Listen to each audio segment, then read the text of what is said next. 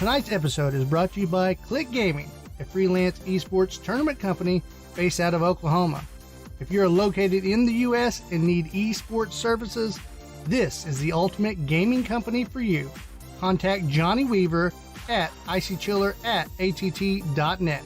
That's ICYCHILLER.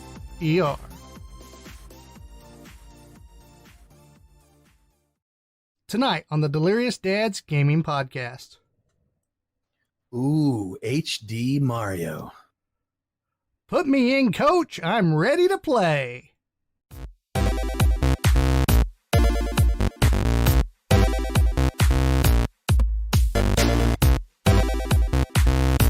And now, the Delirious Dads Gaming Podcast.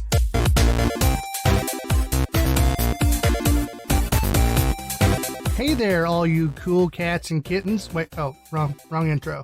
Good morning, good afternoon, good evening. It's another episode of the Delirious Dads Gaming Podcast, episode 68. I'm Clinton Stanley, and I'm here with... Next one will be 69. This is Ryan Maddox.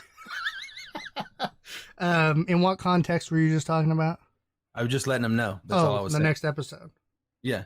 Oh, okay. Just making sure. Well, tonight it's going to be fun. We have a special guest with us. We're going to be announcing him in just a minute. And Ryan's going to be bringing us news. So he thinks it's going to be better. Oh, it's good news. It's all good news. That's all I ever bring.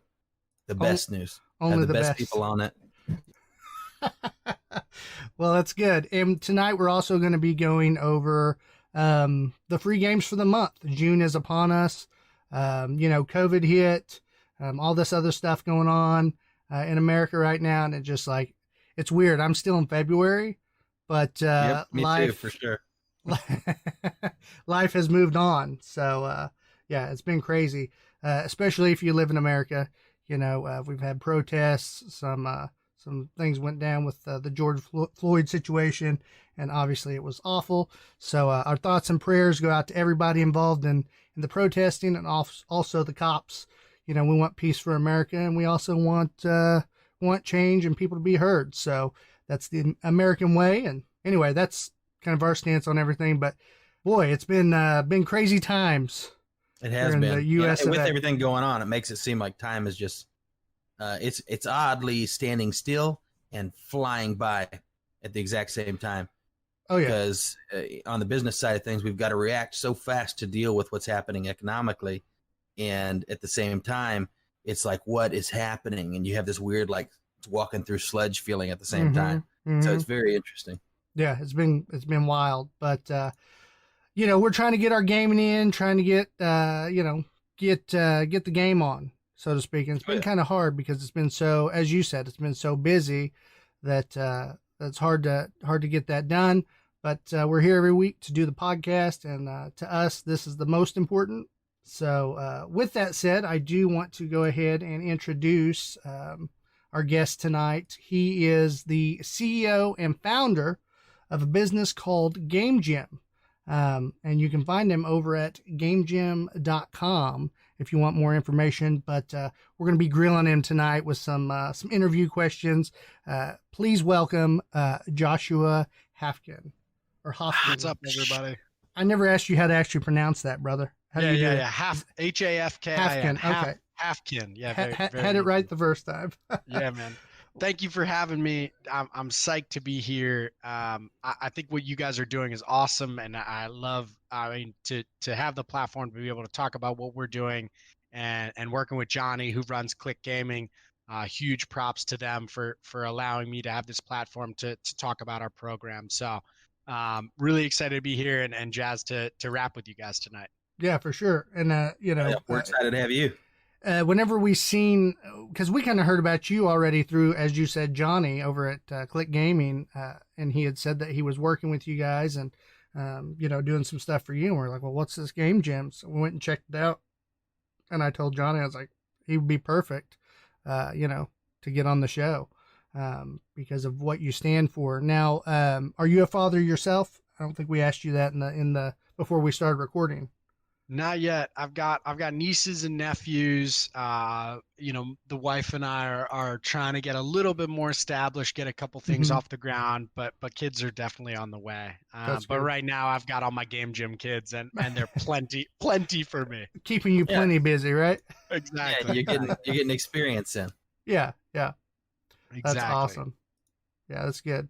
Well, the first question I wanted to ask you is kind of how you got into gaming, as far as your gaming experience. This esports passion, so to speak. Sure. I think my trajectory in gaming is pretty similar to a lot of people's in our kind of generation. I'm 32, just to tell you and the people at home, like, I'm not super young, I'm not super old, I'm right there in the middle. Mm-hmm. But I grew up with games and they were like around.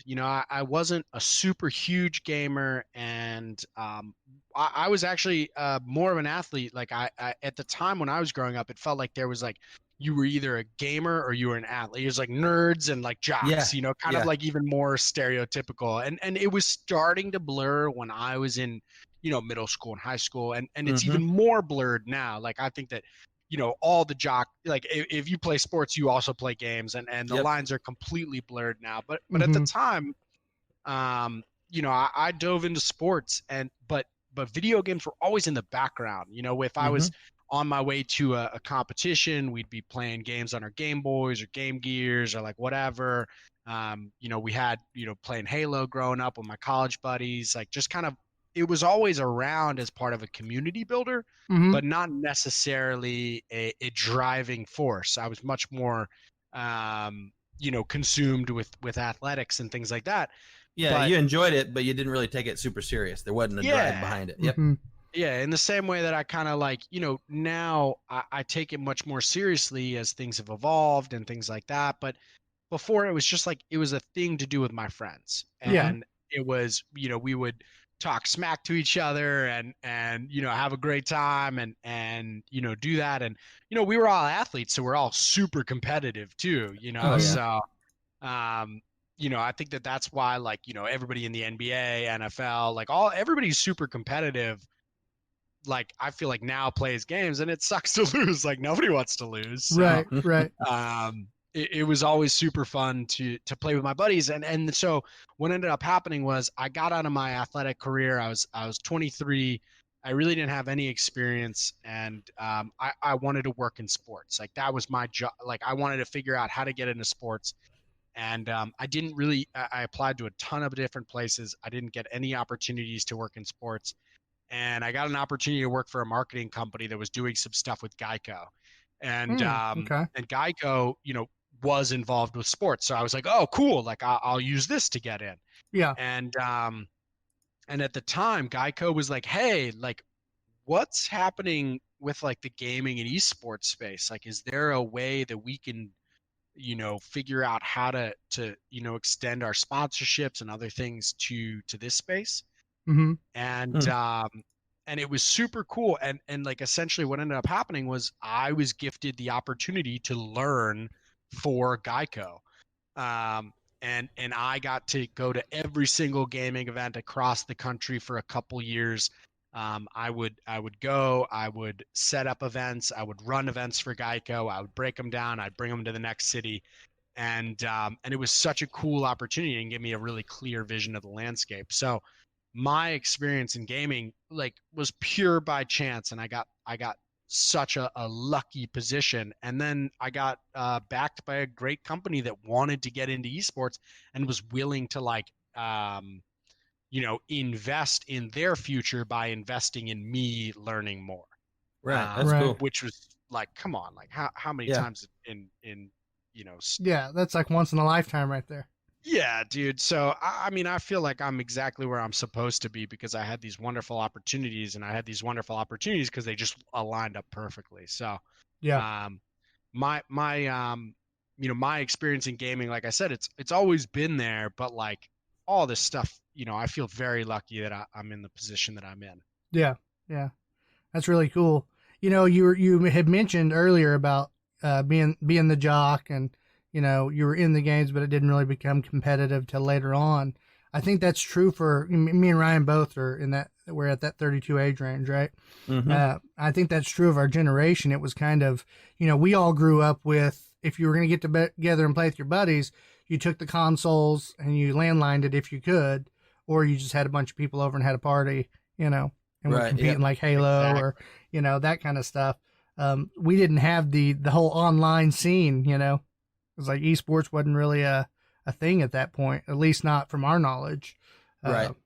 So it probably existed to an extent. We just didn't, it wasn't there enough for us to lay our hands on it. To dig our teeth in. Yeah. It also had like a negative connotation at the time. Like I remember, like for me, one of my first, like earliest kind of memories of all of this was like Columbine. And Columbine, to me, it was like these kids were listening to Marilyn Manson and Eminem and then playing Doom, and that's why this happened. Like I remember like the news presented it to us as like, oh yeah, what were they listening to? What video games were they playing? Like, this is the reason why these kids had issues. Right. And I think it's taken and will take decades to kind of help re-educate people about gaming and that it's not associated with these things.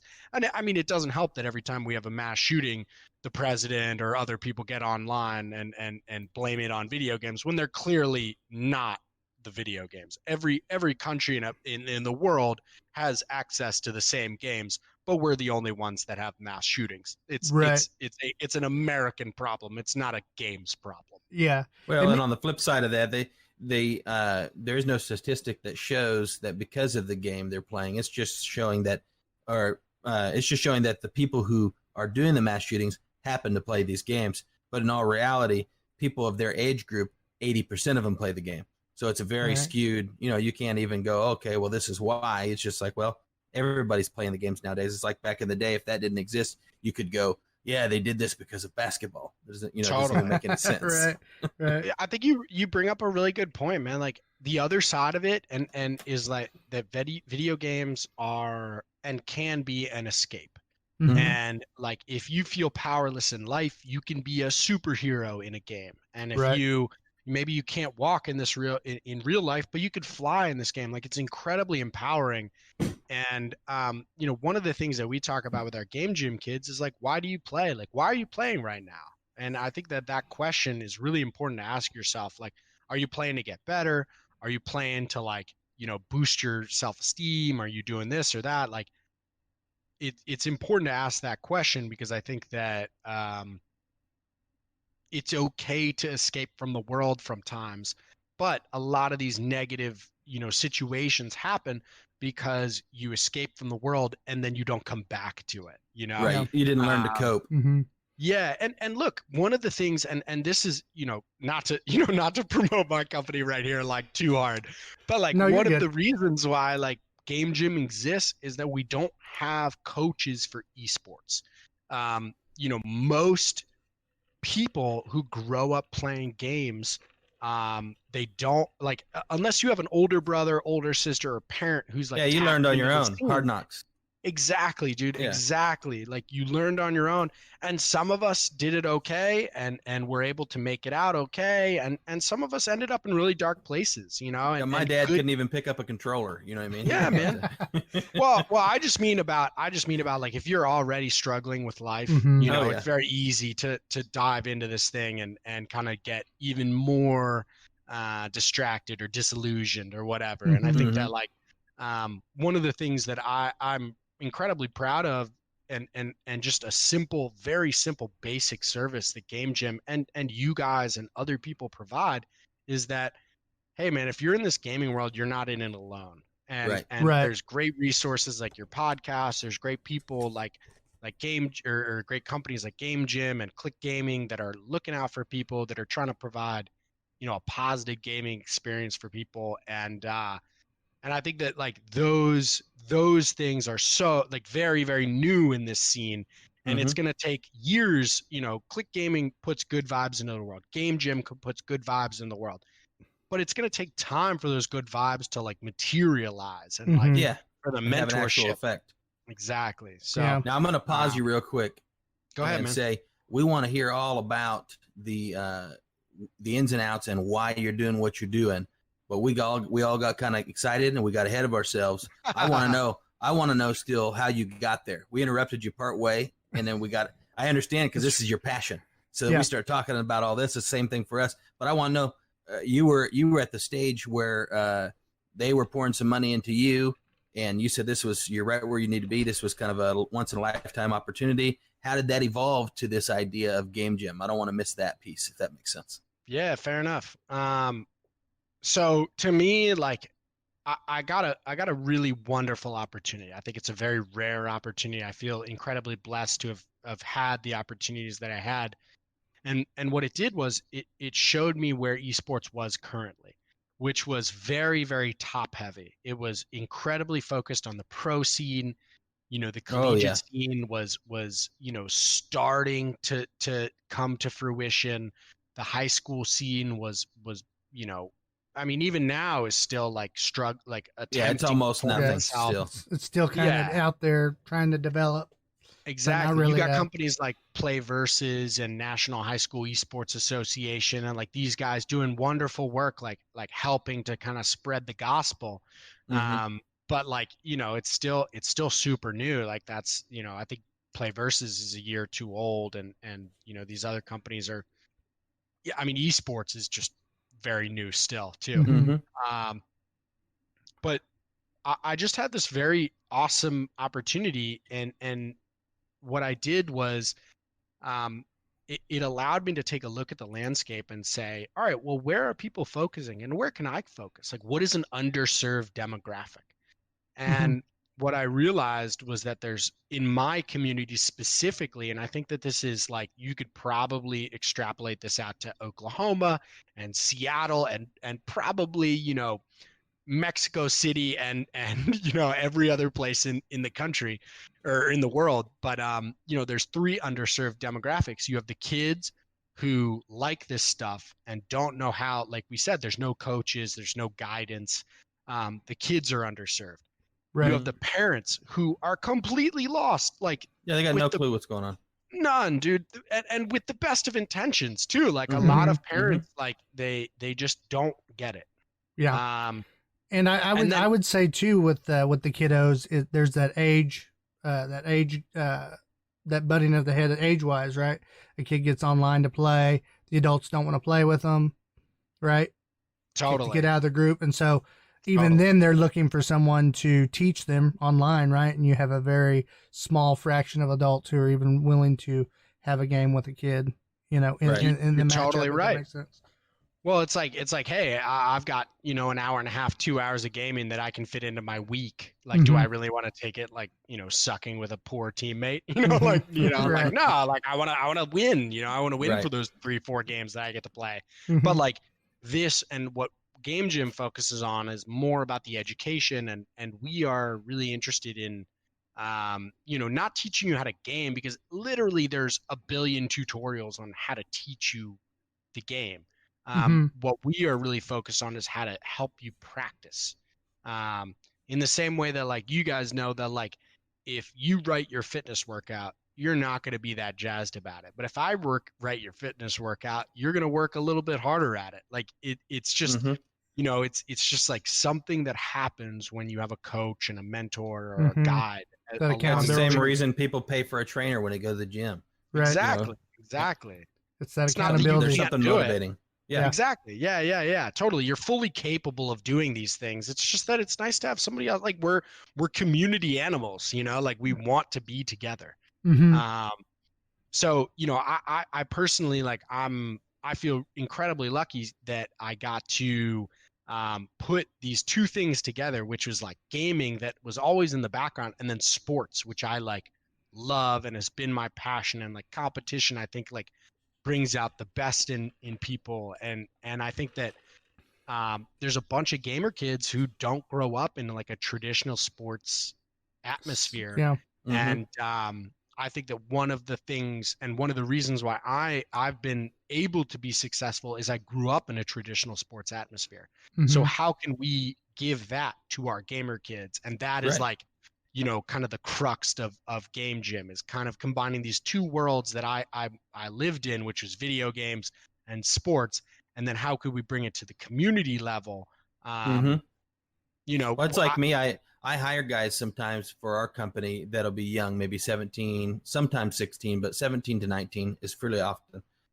Some of these guys will be, they haven't had a job. They've been in between getting out of school, or some of them have dropped out of school or whatever, but Mhm. they're like, they're really good at games because that's all they do because they have time to play.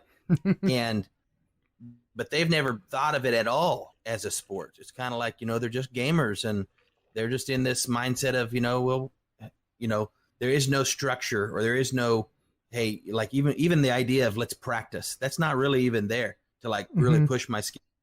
And so when I say, hey, why don't you, start this practice regiment and maybe look for some little tournaments, you got nothing to lose right now, you're young, go see if you're any good. It's like, what are you talking about? Can you just do that? We can just go. They don't have any clue. And so that's where these things like you guys are coming in and going, hey, we want to make this a real thing that people grasp. They don't just fall into that gamer quotation. You know what I mean? But they actually realize this is something that you can really dive into and grab hold of. Yeah. It's funny. Yeah. You really got to work on people that are, don't know about it just to get them out there. And, I have some cousins that are in their mid-20s, and they're great at Fortnite. And I'm like, guys, why not, we're connected with these people that have these online tournaments. Why don't you go and try, get out there and just see what it's all about, It's hard, man. I think a lot of people struggle to transition from casual to competitive. It's a lot of people think they're good, but like, one of there's two things that I've seen is that there's that issue is that like I'm casual, but I'm not competitive, and then there's the other issue of like, I want to be competitive, but I'm treating it like casual. I'm not willing to put in the work in the same way that I would like, shoot free throws for hours if I was playing basketball. Yeah, a real regiment to build your skill set. I was it's funny. I was just thinking about, because those same cousins will go play tag football with a big group of people in the community, and they're all about that kind of stuff. So it's like, sometimes it's like, man, if you can get up and go do that, because I'm lazy, I ain't gonna go do that. But if you can do that, man, you might as well just, and that's kind of the whole deal is like these tournaments, you don't have to be elite pro level, but it's definitely, it's a good place to go practice and see kind of where you're at, That's a really good point. I think that like right now, because the industry's so new, it feels like the only scene that exists is the pro scene. Yeah, that's how they feel.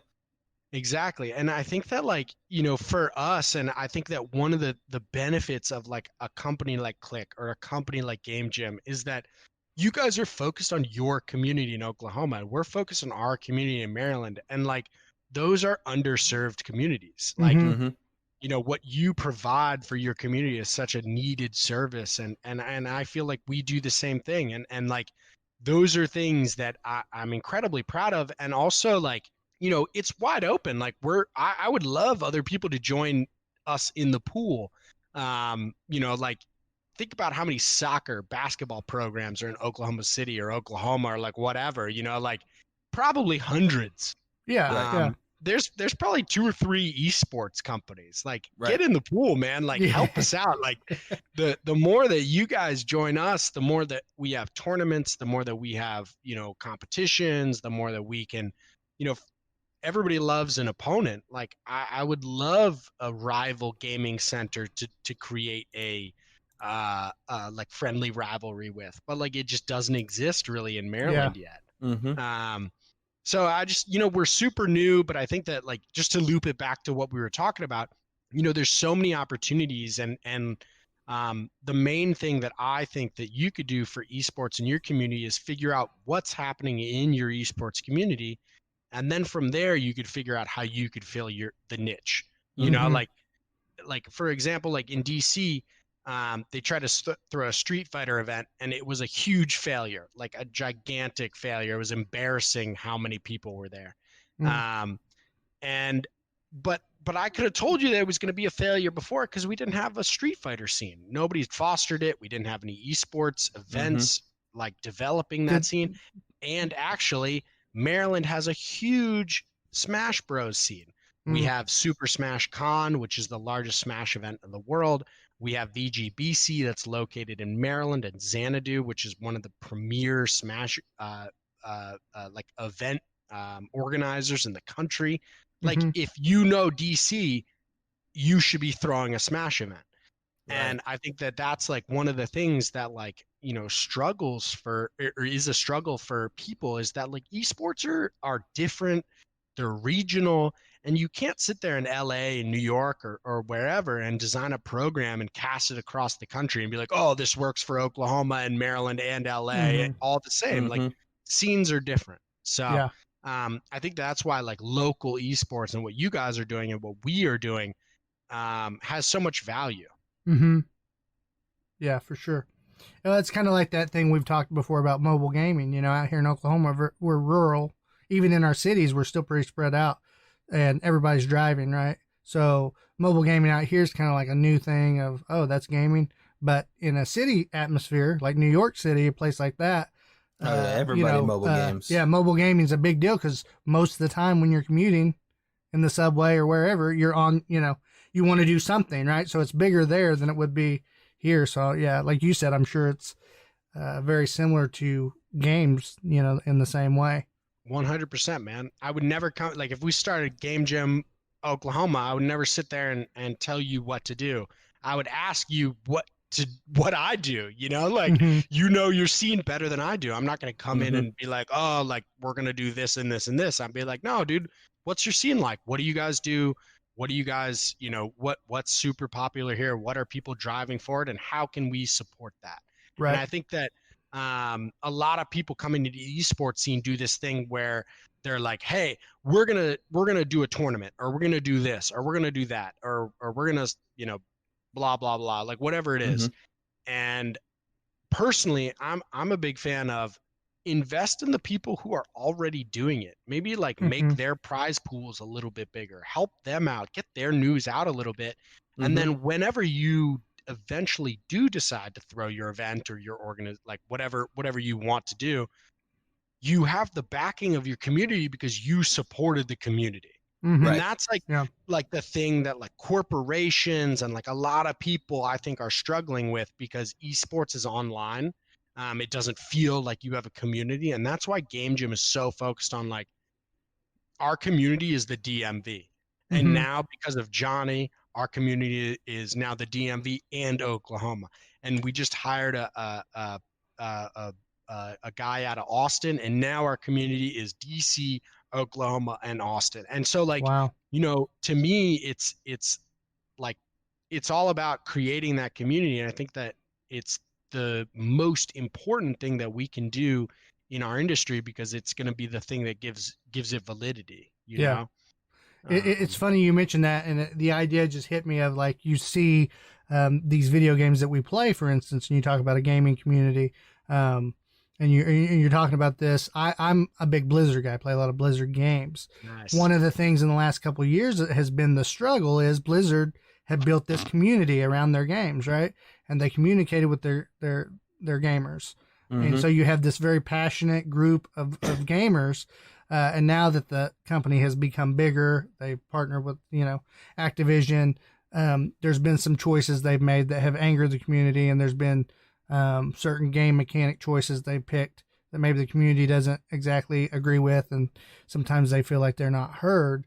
So it just kind of goes with that. Like what you're saying is, when you invest in your community, when you're doing the things for your community, you're gonna get it back, you know, tenfold in a way. But it's just kind of funny you said that, and then I'm thinking of kind of how these gaming companies work too, in the same way that when they were small, they were more, I think, better at investing in their communities and in their followers. And as they've gotten bigger, I think that has been a struggle for them in that case. I mean, I totally dig that, man. Like, and also like, look, at the end of the day, like if you're McDonald's and you originally made great burgers, but now you're McDonald's and you're making $1 billion, it's like it's a different goal, thing. you know? Right. And I think that a lot of gaming companies start off with wonderful ideals and goals and things like that. And I think that along the way, you know, you have to, I wouldn't say compromise, but update or pivot, based on, what the world, who knows what COVID's throwing at your company or this or that. Like, I just, there's so many variables, but I think that gaming gives a ton of people a lot of ability to pivot and do all these different things. And I personally think that, like, the best thing we could do is put our information, our games, everything out there, and then let people and the world kind of like decide, not only if it has value, but like, the main thing is that people will respond, and if you have, or sorry, I'm struggling to like articulate this, but if you invest in the community community will invest in you. And if you are able to push, the endeavors and everything that your community is driving forward, they will get behind you as you're pushing whatever it is that you're trying to push for. And that's that's the main thing I wanted to try to say. That's a little bit of a newer concept, because since your online media such as Facebook and all this stuff has exploded, the main thing most companies have bid onto is, how do we make sales? Right? That's kind of it's just what it is. How do we use this platform to advertise, to make a sale? Well, what's happening is there's a shift right now from just making sales to really it's branding, which is what it used to be back in the day. Branding was everything. And then that's kind of faded away a little bit. And it was all about what they call conversion rates, right? Well, now we've got this new push of, no, just put yourself out there, get involved, be part of it. And then you're going to actually build a brand around who you are. And then those people are going to want to invest back in you, because the whole idea of the community is actually starting to win out over just paying for ads, if that makes sense. And so that idea of, you know what, this is something we care about. Yes, we're going to make money on it later. That's fine. It's like when we had Johnny on, he was talking about when the military, the Army, I think it was, had contacted him and said, hey, we worked with these guys over here. They screwed us. What would you charge us to redo this tournament? And Johnny was like, well, let's just do one. Buy me lunch and we'll see how you like it. Yeah. In the modern day, that's like, what are you talking about? That's a big no-no in corporate they just offered you $4,000 to do a tournament or whatever it was, and you said, let's do it for free. That doesn't make any sense. Of course it does. Because he's saying, hey, I know it's going to speak for itself what we're doing here, and you're going to see that I care about the community and that I'm part of this. And then let's go on from there and see what we want to build, if that makes sense. And that is a newer way of doing things, but it is, I think, the up and coming way to really build a brand and awareness around who you are and what you're about. Because it's not, I'm not here for a sell. I'm actually here to add value for free. I'm going to give you things. I'm going to help you with things. And then if you see that I'm someone that's worth using in the future, you're going to join my, crew or whatever you want to call it. You're going to join my cause. And that's a really good point, man.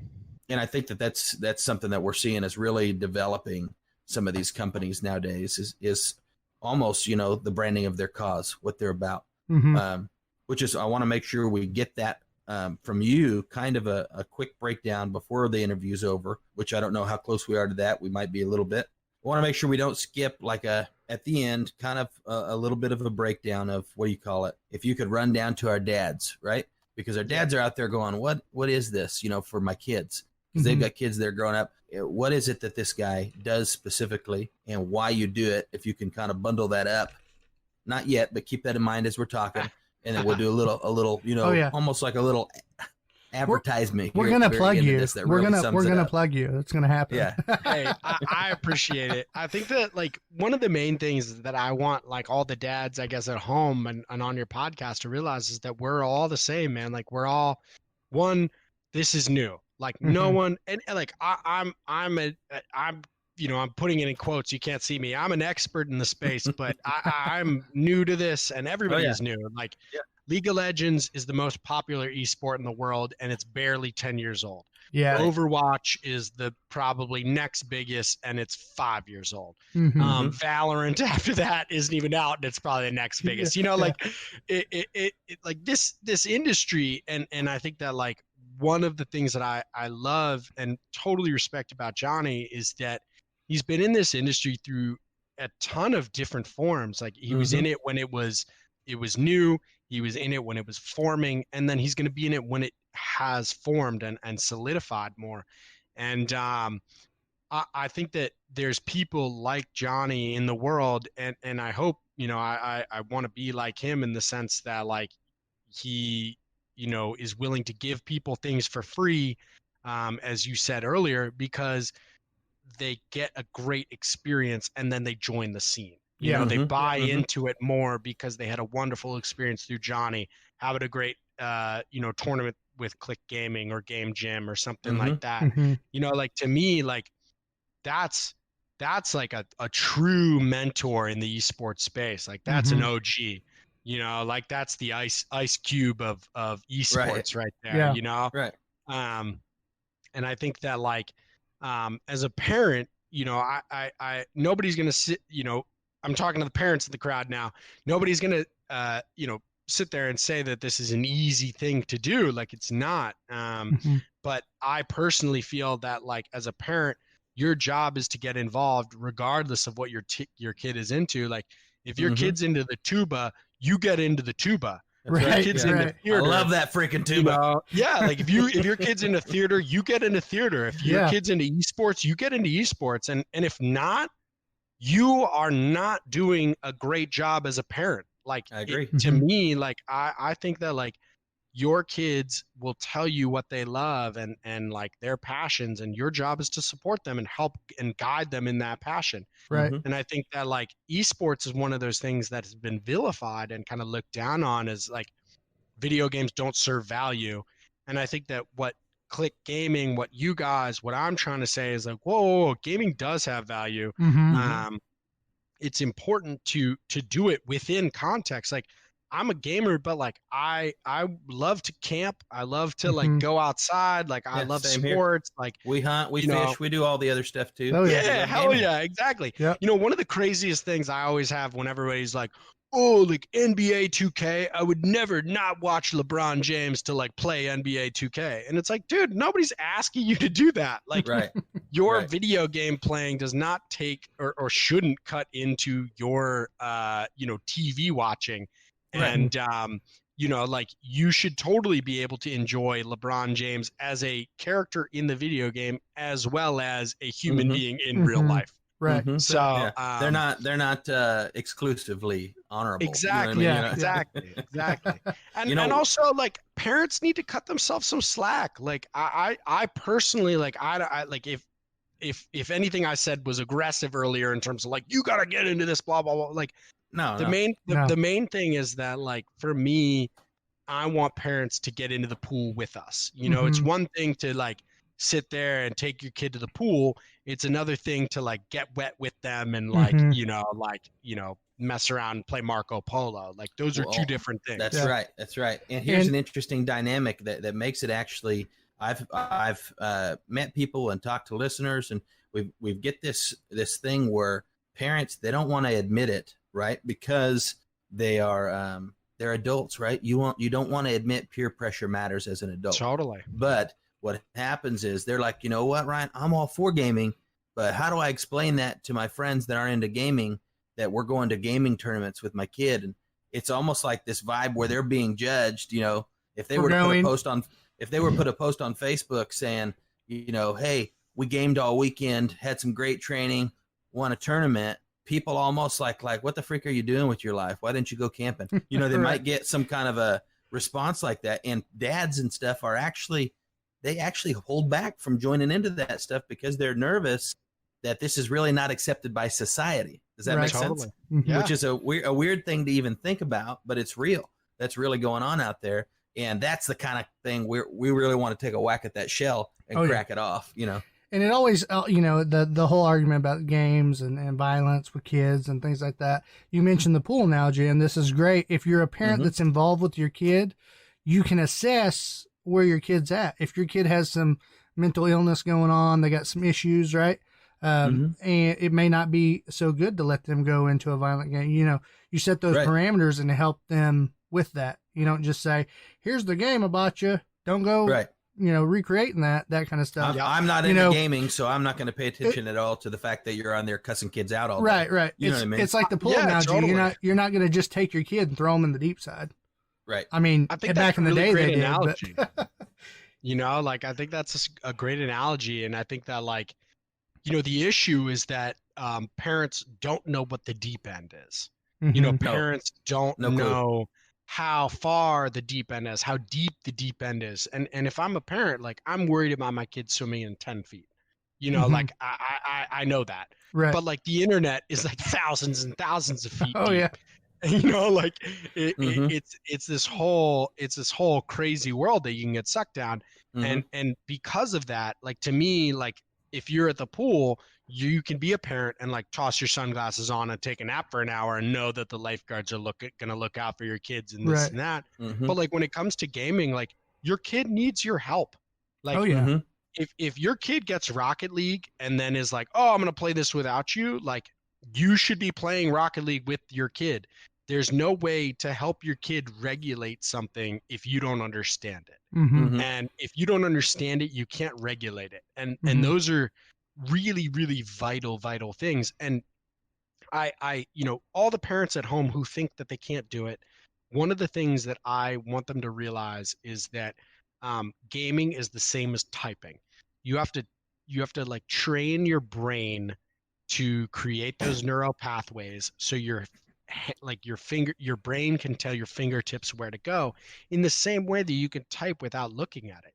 Mm-hmm. And the only way you can do that is by doing it a bunch of times. Like I remember when I was in, you know, elementary school and I had to type the brown fox jumps over the lazy dog or like whatever the stupid sentence was like a billion times Right. until I knew where to put my fingers. And I think that like, you know, parents are going to be like, "Oh, well, I don't understand the controller. I don't understand mouse and keyboard or blah blah blah." But like, yeah, like of course you don't. You've never Yeah. done it before. Yeah. So You're like not trying. give yourself the months, the weeks, the Mhm. time that it would take to understand these things. Like it's okay that you're not, you know, like a gaming wizard. Like it's Right. totally fine.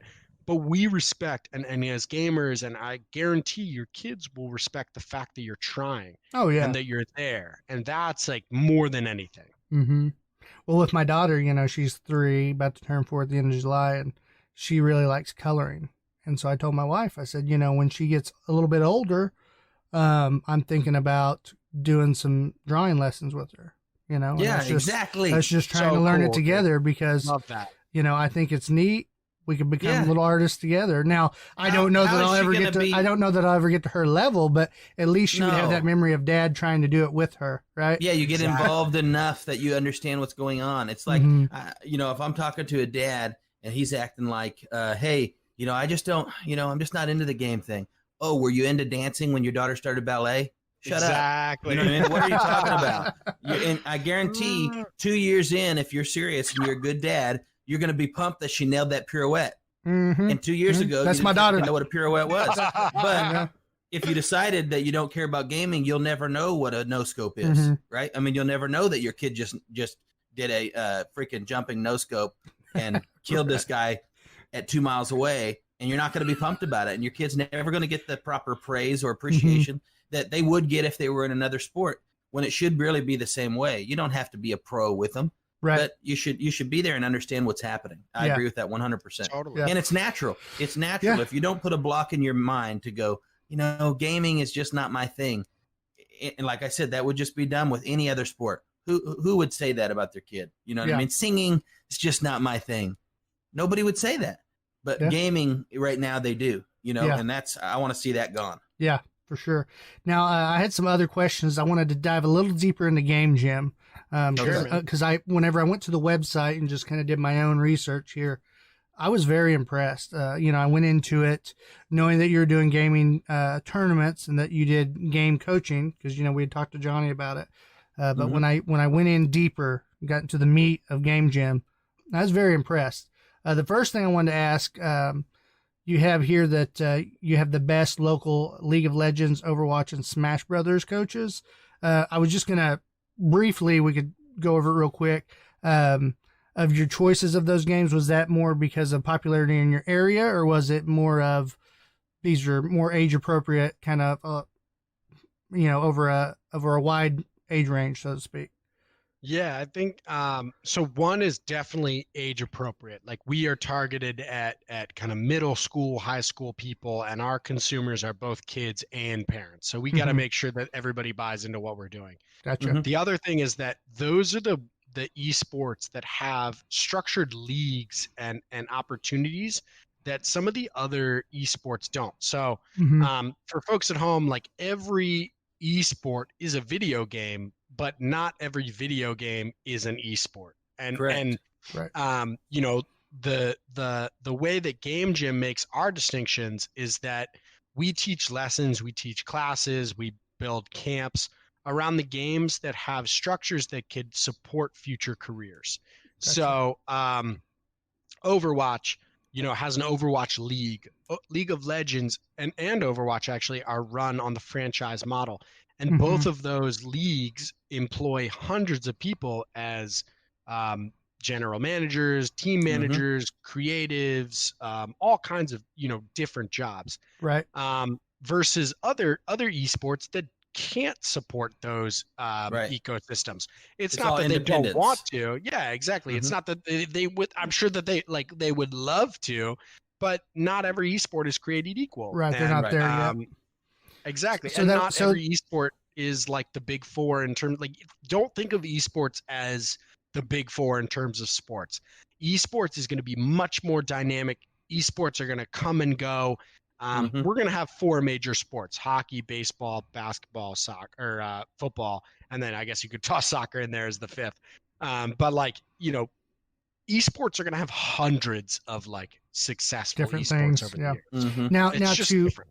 clarify there too, when you're saying these games are pillars in the esports as far as they're established, they have a system to them.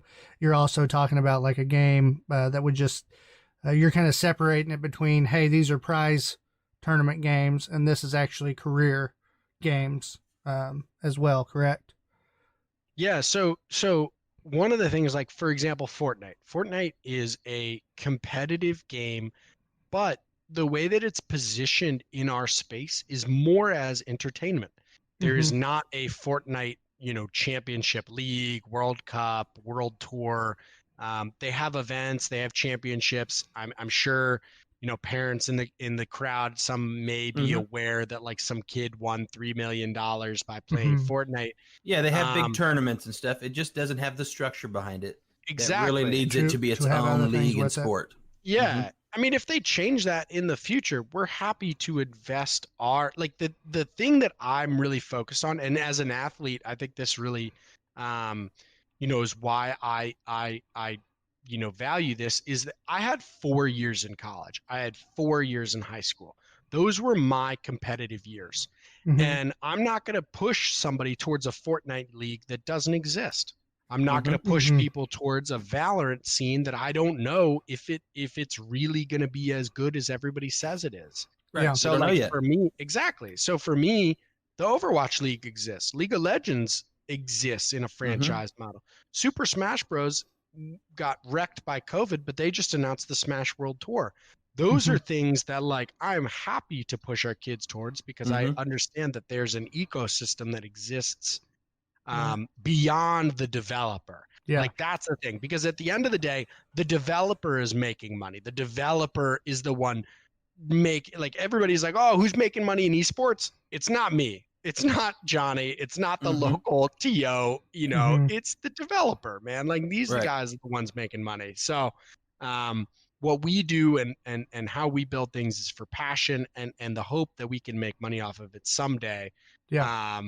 But the developers are the ones really making money, and because of the ecosystems that they create, that's how we determine where we put our energies and things like that. Right. Mm-hmm. A simple word to use for it is opportunity. For the dads Mm-hmm. out there listening and moms Exactly. out there listening, your kid, if he's trained up in these specific sports that Game Jam is doing, there's higher opportunity for them as they get better They can branch than there out in is if they're avenues. doing something like Fortnite for right now, Right. at least. Right. Like he's Exactly. saying. That's the whole point. It's not forever. It's just Right. right now. And Mhm. and esports is so dynamic that like maybe Fortnite gets his act together and puts out a pro league. Like Mhm. I think that a Fortnite PGA Tour style event where you take 100 of the best players and you put them on tour in, DC, Boston, Miami, Atlanta, Chicago, Oklahoma, Austin. And then the cream rises to the top at the end, and then you have your championship, just like the PGA does for the Masters. Yeah. And the best player doesn't win all the time. It's just who was best on that day. And that's what Fortnite is. And if they did something like that, hell yeah, man. Like I am down to point my kids towards that. Yeah. But right now they've not done that. Like at this point, the avenue into that industry is through the developer, and that is, there's less avenues there than there are in the esports world. So Yep. And then you also have with League of Legends and Overwatch and Smash Bros too, because it's team, but you're getting that team building aspect to it too, of communicating with others, fighting through those stressful moments, figuring out a plan. A lot of coordination goes in with. I know League of Legends. I tried to play it a few times, and it's there's a lot to it. It's deep. Yeah. Totally. But then you guys also have on here that you do health, nutrition, and then gaming. So, I mean, you're not just coaching them up on gaming, you're also doing other aspects, it looks like, on here with life. We're trying to, man. One of the things that, like, I think happens with traditional sports athletes, and you see it again and again with, NBA, NFL, all kinds of players, is that when we get out of our athletic careers, we are grossly unprepared for traditional work and life. Oh, yeah. Oh, that's why I'm fat. Simple as that. Exactly. Yeah. I got out of wrestling and I had a whole different mentality of how life worked and health worked. Totally. And then got into regular life and was like, oh, geez. I was like, I'm going to eat what I want. I'm not going to cut weight anymore. Worked out my whole life. I'm done. Yeah, man. I mean, look, you guys get it. Like, it is incredibly hard. And one of the things that I think, like, would be a wonderful resource that we don't really have in sports is, like, what do you do when you're done with your esports career? And what are the resources that you have that you can reach out to? Like, is there anybody specializing in what you do after esports? Like, I don't think so. I can't think of anybody. Right. And there's a huge opportunity for anybody listening. Like, if you have those expertise, like, that's the coolest thing about esports is that, this, like, I looked around and I was like, holy shit, like, nobody from Philly to Miami is doing what I want to do in terms of, like, youth training and youth esports and these kinds of things. And I was like, then it became, wow, nobody's doing it, to how do I do it? And I think that's huge. Yeah. One thing that's interesting people don't think about, when you have an idea that nobody's doing, there's two things that happen. One, you've got a claim on the market. Two, there isn't a market. Exactly. You have to create the market. Exactly. It creates a very interesting way of having to build your business. Yeah, totally.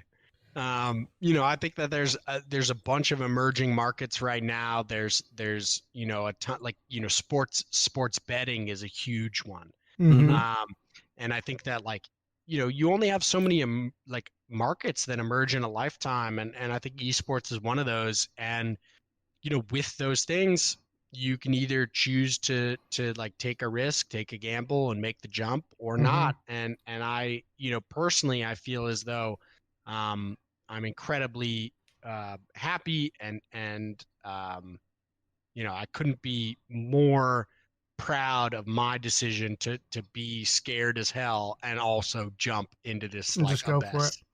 Exactly. But I think with COVID, all us gamers that have been paying attention have seen that value, right? That thing of it was almost like an unsung hero type situation of, hey, stay home, play games. And then the gaming companies were, putting back into the community with helping with donations for masks. Well, yeah, because they're one of the few companies that are thriving in the middle of this. So they've actually got the money to give back. And we've been seeing them give back, which is awesome. Oh, yeah. And then gaming has this amazing thing of all these other events, football, NBA, all these things, you have to meet. You have to come together to do the sport. The beautiful thing about gaming is, yes, you can go to an arena and watch an esports event right there live and everybody congregate, but you can also do it online. And that's kind of the beauty of gaming. It can, as long as you have an internet connection, you're good. you know. So, Oh, yeah. But also, it looks like you guys do now. Right now, I know with COVID, that's probably changed some things. But you do camps for kids. Can you tell us a little bit about how your camps work? It says here that you do it summer, winter, spring, during, I guess, all the breaks and things like that within the school years. How does that work? Yeah, man. So the way that Game Gym functions is that we are kind of the esports conduit to the community, and whether that's through, a birthday party, a summer camp, our daily training program, like depending on how serious or less serious you want to take it, we're here for you. And I think that, excuse me, one of the things that we are really like jazzed about and are focused on is the fact that like our Game Gym community is here to help you get better. Mm-hmm. And a lot of people don't realize how important that function is. Like a lot of these kids are really good at these things, and no one is telling them, hey man, like you're good at this, like that has value. Mm-hmm. Right. And I think that like those are huge things that like very, very simple things that we could offer to these kids. Mhm. So when we build our camps out, we're not really trying to like we're not that company that's like think of us more as like Average Joe's Gym than like Globo Gym. Yeah. If you look at a bunch of esports, camp advertisements right now, it'll be like, hey dude, do you want to level up and like, be the best, like blah, blah, blah. And like, we're like, hey man, like we're Average Joe's Gym. If you want to get a little better and like have a great community, we're here to support you. And like, Right. that's kind of like our whole vibe. And we do that whether it's an in-person camp or an online camp. And I think that like our challenge and our struggle, this summer specifically, is going to be, how do we bring our good like Game Gym vibes where we like get like care about people and, make a meaningful camp experience. Right. How do we pull that on, like make that online? And Yep. one of the coolest things is that we've run camps and we've run pilot programs, and we have an after school program that we're running currently online. And it's pretty cool because you could still have that like, Connection. you end camp and you still have that feeling that like, oh man, I'm gonna miss you guys tomorrow. Like that's huge. Like that's like what camp is all about. And I feel very lucky that I get to bring that to my Game Gym kids. Yeah, that's cool. So with the the physical camp, I'm assuming the parents drop the kid off, or do they stay with the kiddo when they come to your physical location? Yeah, so most of the time they just drop them off. Our camp is mainly for middle and high schoolers, so it's kids who are a little bit older. Yeah, they're old enough. Mm-hmm. Yeah, and our main thing, like we talked a little bit about before, but like our whole thing is like gaming is a part of life. Gaming is awesome. Gaming is wonderful. We all are gamers, but like it's also a part of life. So you got to develop other skills. You got to, like you should develop some other talents. Like I'm a big proponent of learning how to cook, learning how to play an instrument, learning how to draw, paint, like some other activity, because a lot of the challenge that I hear with gamer kids is like, okay, cool, you want me to take a break from the game, now what? Yeah, well, what's fun about life outside the game? Yeah, Right. like Yeah. help them learn like that cooking is a fun activity that you could do with your hands, and it's engaging, and not only that, but gamer kids notoriously have bad diets. So if you have a little bit more control over your diet, you're going to be in a better situation than most gamer kids. Mhm. Right. Same thing with some of the other things that I see out there, like health, fitness, nutrition, balance. Like these things should be talked, with gaming in the same way they are with other sports. Yeah, it shouldn't just be left by the wayside because it's not a physical sport.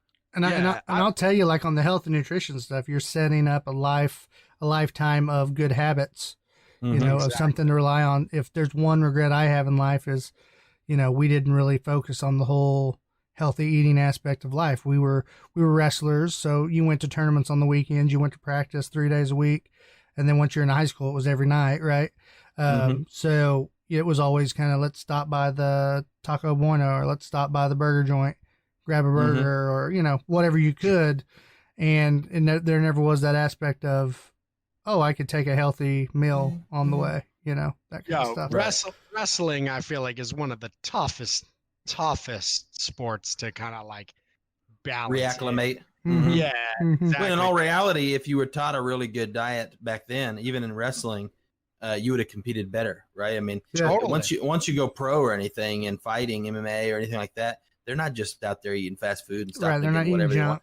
And so we should have been taught that anyways, but you're just not. It's just it was just not didn't something think that's about it. Also, like, even if you were, you might have eaten fast food anyway. Yeah, You it's just true. didn't have, you just didn't have like that guy being like, hey, I also went through this, and like I get it, but also Right. like, hey, like don't do that. Yeah. The thing, I think that when like video games are very much like wrestling and gymnastics and swimming in terms of those like very intense sports, because it's kind of like all or nothing. It's very hard to like half-ass being a wrestler. It's very hard to like balance like being in the swimming world, being in the like Olympic sports. It's very, very hard. And gaming, I've seen there's so many reasons, but it's very hard to equate the things the same. But I think the main thing is that gaming, just like wrestling, just like gymnastics, just like swimming, just like other sports, it could throw your life out of balance. And if you don't have the structures to maintain balance and maintain a healthy lifestyle as you get into gymnastics, wrestling, eSports, then you're gonna have issues. So I think that like one of the things is we have so many resources, maybe not so many, but like more resources for traditional sports athletes. Like if you're a wrestler, there are people out there. If you're a swimmer, there are people out there. If you're a gymnast, there are people out there. Well, there's way more now than there were when we were kids. Like it's a known thing now to watch your health and to pay attention to your diet and to have a balanced, diet for performance, and so you don't crash. And people were just starting to think about that stuff when we were in high school. And now it's just like, plenty of high schoolers that I know now have nutritionists and teams that have nutritionists and stuff like that. They didn't even exist. Yeah. What was that? No.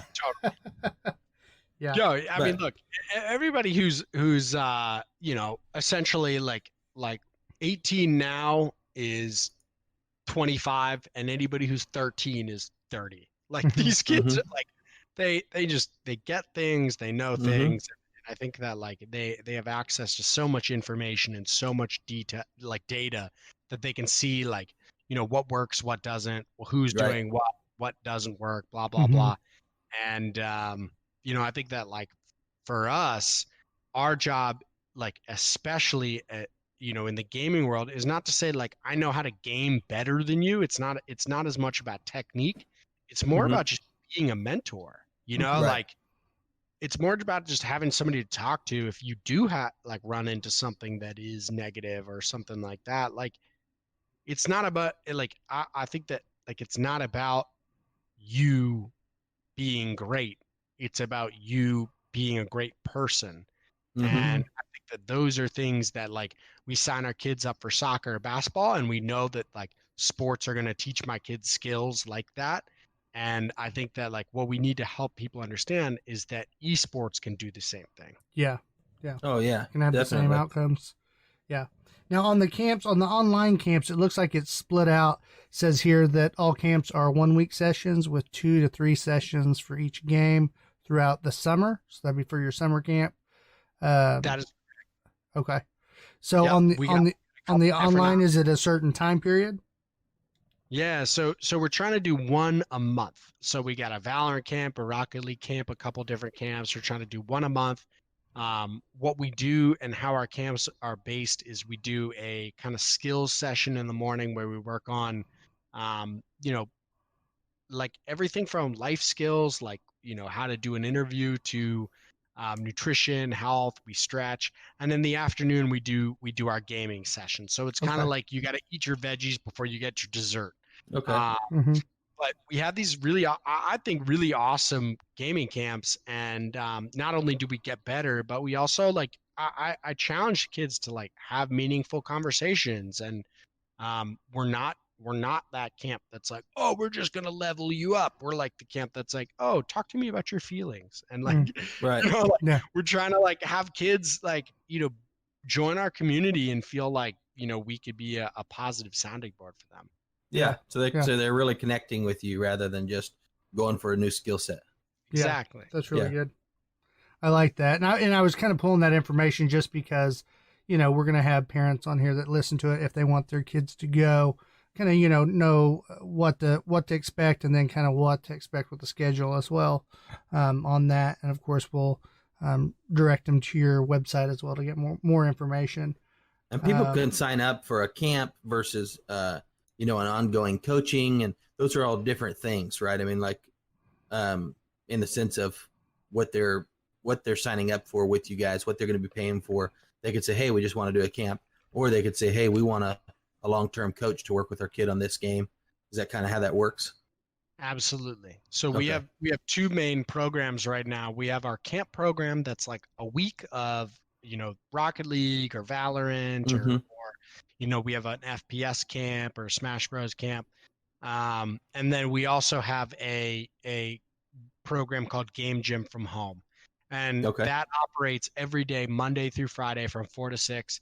And what we do is we hop on a Zoom call, we get some FaceTime in with our kids, we play a game, and then we hop into like an esport. And whether that's Valorant or Rocket League or whatever, the goal is that we're trying to foster our Game Gym community. Okay.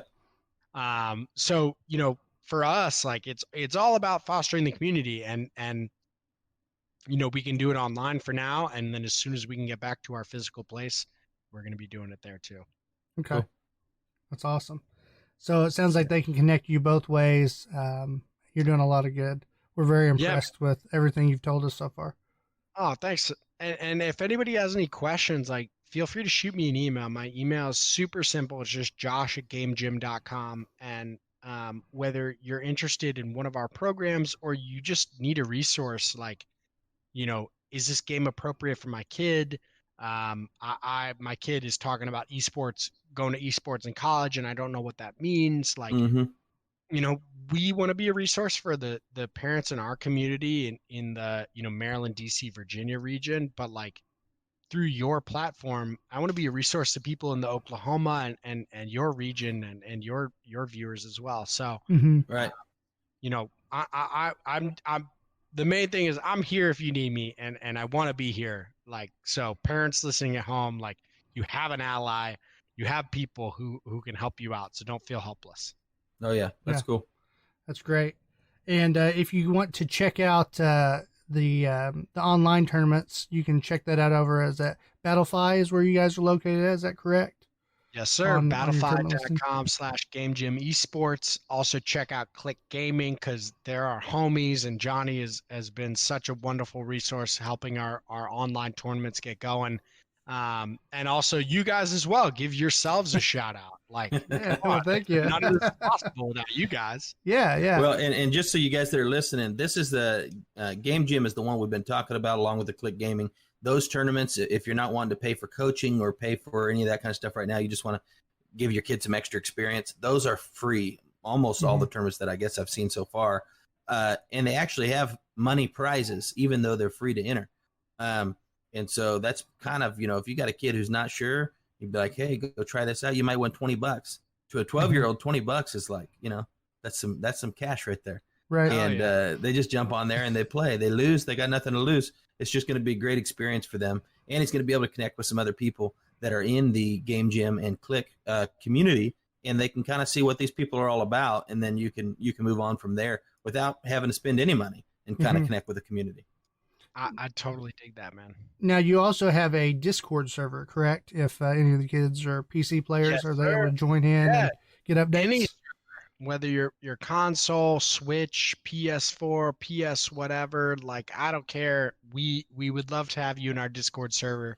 One of the things that we are like really big about is like building community, and Mhm. we don't care if our community is online, if our community is in the DMV.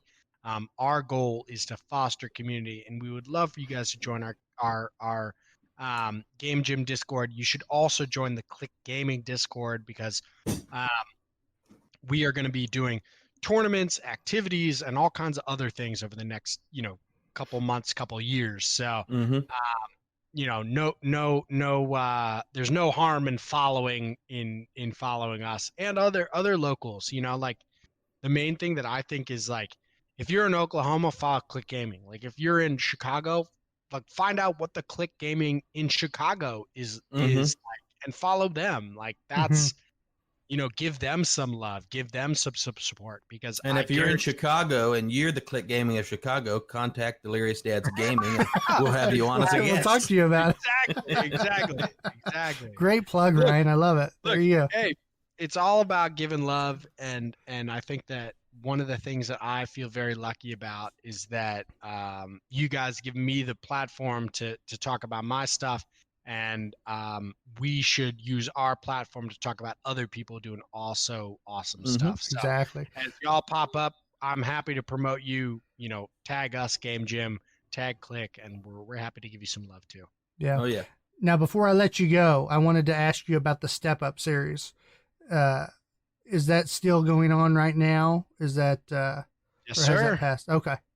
So one of the things that we've realized is that our kids like and a lot of people like you have to have a final exam. You have to have a competition at the end of the season. Like why do you train if you're not, going to the competition?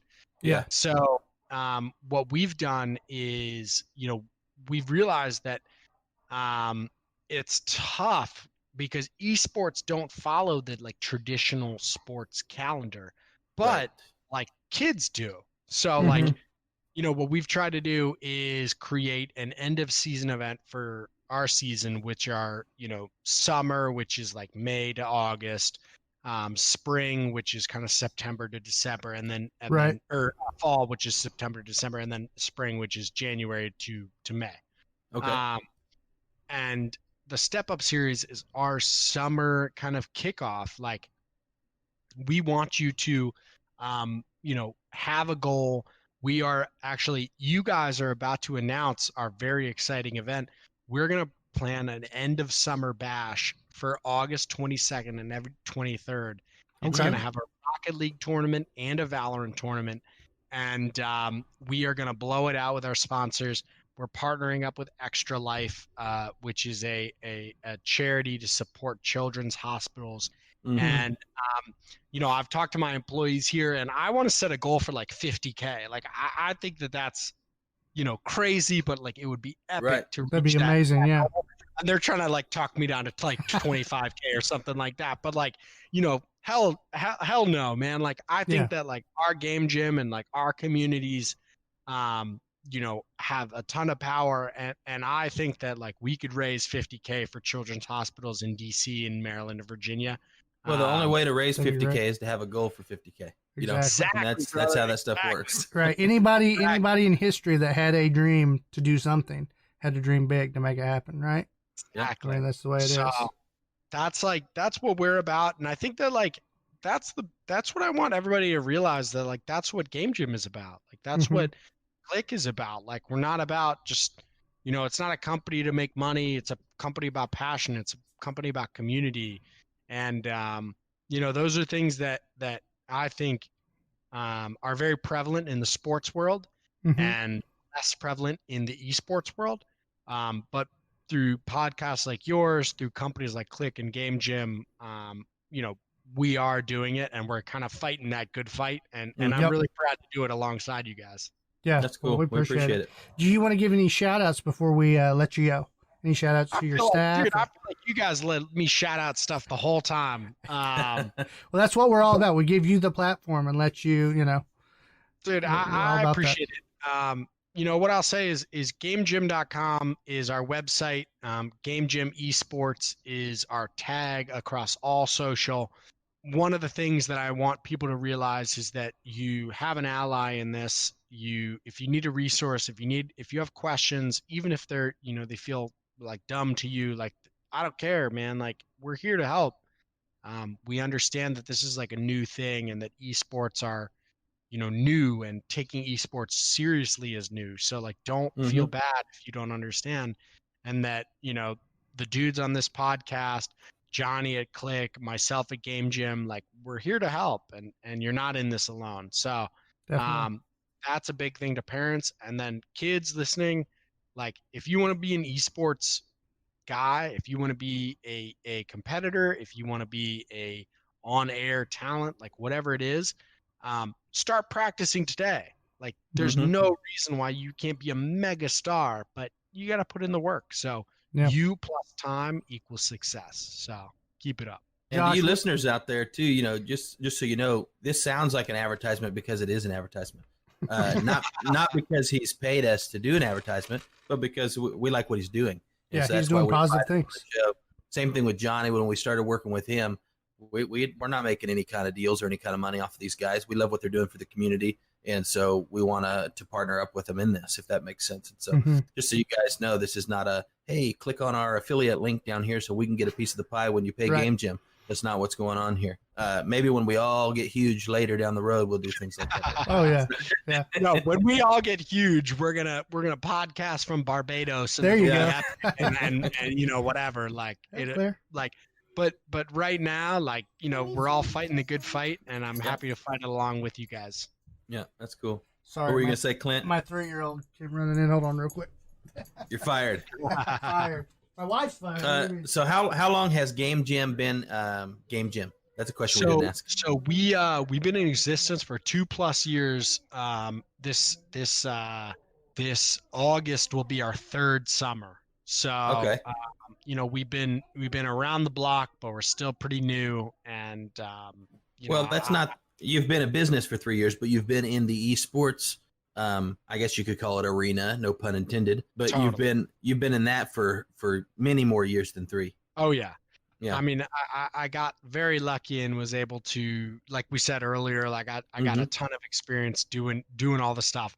But yeah, man, I've been in the industry for a while, and I feel like I got a lot of great information that allowed me to build this business that now is Game Gym, and now the goal is to make this as successful as possible. That's awesome. I'm glad to hear that. And in the future, you guys do. We just mentioned those free tournaments, but you do have some bigger tournaments too, or no? I know Click does sometimes where it actually does cost to enter, and there's bigger prizes. Then he's got some that don't cost to enter that are bigger prizes. What does your scope look like on those tournaments that you guys do? Yeah, man. So that's a great question. We have 3 sponsors that we picked up. We picked up Champion, we picked up a company called GamerGoo, and then HyperX. And HyperX and the other sponsors have given us some prizes to associate with our tournaments. So starting in June, we're going to be giving away HyperX products for our tournaments, as well as some other prizes from our other sponsors. So it's awesome to get the validity from like the legit brands in our industry. But yeah, like, check out gamegym.com/battlefy. That has all of our tournaments that are online. All of our online programs are at gamegym.com, and you can see all that stuff there. Well, we're excited to see what comes here in the future. I think both you and Click are going to be growing a lot because of just the mentality that you have. The idea and heart behind the business goes a long ways, and I think we're going to see that just continue to grow, and we're excited to be part of it. I appreciate that, man. Like, I tonight's the first time we've spoke, but like, I feel like, we're homies, and if there's anything I could do with you to help you guys out, I'm down to do it. And Johnny is a homie of ours, and if he's a homie of ours, he's a homie of yours, and that kind of thing. So Yep, for I think sure. that's how the industry the industry works, and I'm happy to be able to have my circle grow a little bigger with you guys tonight. So Oh yeah. Well, we appreciate you coming on the show, and guys, we'll stay in contact with Josh, get updates on what's going on with Game Jam. Shoot, maybe we can get on to a stream sometime when we have time and play with you on something. It'd be great. Would love that, dude. I think keep me posted. I love what you guys are doing. I think you have a really important platform and cause, and I want to help people in the community and dads and people who kind of are learning about this community, and please don't feel like you are in this alone. Like, you have all of us. You have Clinton, you have Ryan, you have me, you have Johnny. Like, we're here with you, man. Like, we all either have kids or will have kids or have kind of kids like I have at the Game Gym. And, our whole thing is trying to help people. So, don't feel like you're alone in this, and whether it's reaching out to these guys or myself, like, I mean, please do so, because we want to help. Like, that's our whole thing. Yeah. For sure. Yeah. Well, we really appreciate you coming on the show. Like I said, we'll stay in touch with you, and get updates and things like that. So yeah, we'll probably have you on again in the future. Maybe if you've got something, some big changes or shifts that are going on, we'd love to bring you back on and kind of talk about what's going on. Yep. We'd love to. Or even if you want to talk about a game, or you want to come on, just kick it on the show, we'll let you. And then of course, that day that you become a Faja of your own, it'll definitely be time to bring him back on. Hell yeah. Well, look, guys, I think that we've got some good segments to do, and then whenever I'm in the delivery room, I'm gonna call you guys directly. And all right, there you go. Yeah, that'd be nice. We'll live stream from there. There you go. Sure my partner will really appreciate it. But yeah, thank you guys for having me on. I really appreciate it. Thank you so much for giving me the platform to talk about Game Gym, and I really, shouts out to Click Gaming and Johnny for giving us the connection and the platform.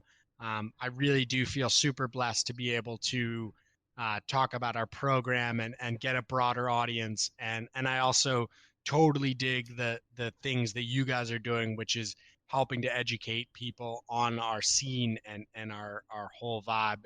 And like, I couldn't thank you guys enough. So on my final sign off, don't like follow Game Gym and all that stuff, but like follow these guys. Like, they're the ones who are putting in all the hard work, who are taking their long nights. So give them a follow. And then because of that, you'll probably follow Game Gym too. There you go. Well, thanks, Josh. We appreciate it. You take care, man. All right, guys. Have a great night. Good luck with the rest of the show. I'll talk to you guys soon. All right. Thank you, man. Peace. So we're excited about this future, where Delirious Dads Gaming is going. We're growing in the sense of we're covering a lot of different avenues. And so it's really exciting times for us. Well, Ryan, definitely. It's time for the news, my friend. Gaming news. Oh, yeah. So we're going to roll over to that, and we'll see you on the other side.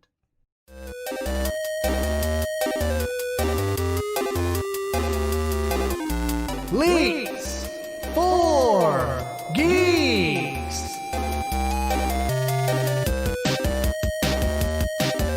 All right, guys. I've got some news for you, and it's all gaming news, but some of it is current world news related, or at least United States related. There's no way to avoid it. Just like with the COVID stuff that's been going on, there's no way to avoid that because it completely directly affects the gaming news. And so it comes up. And we're not a political show, but we do let you know what's going on in the gaming community because of politics, if that makes sense.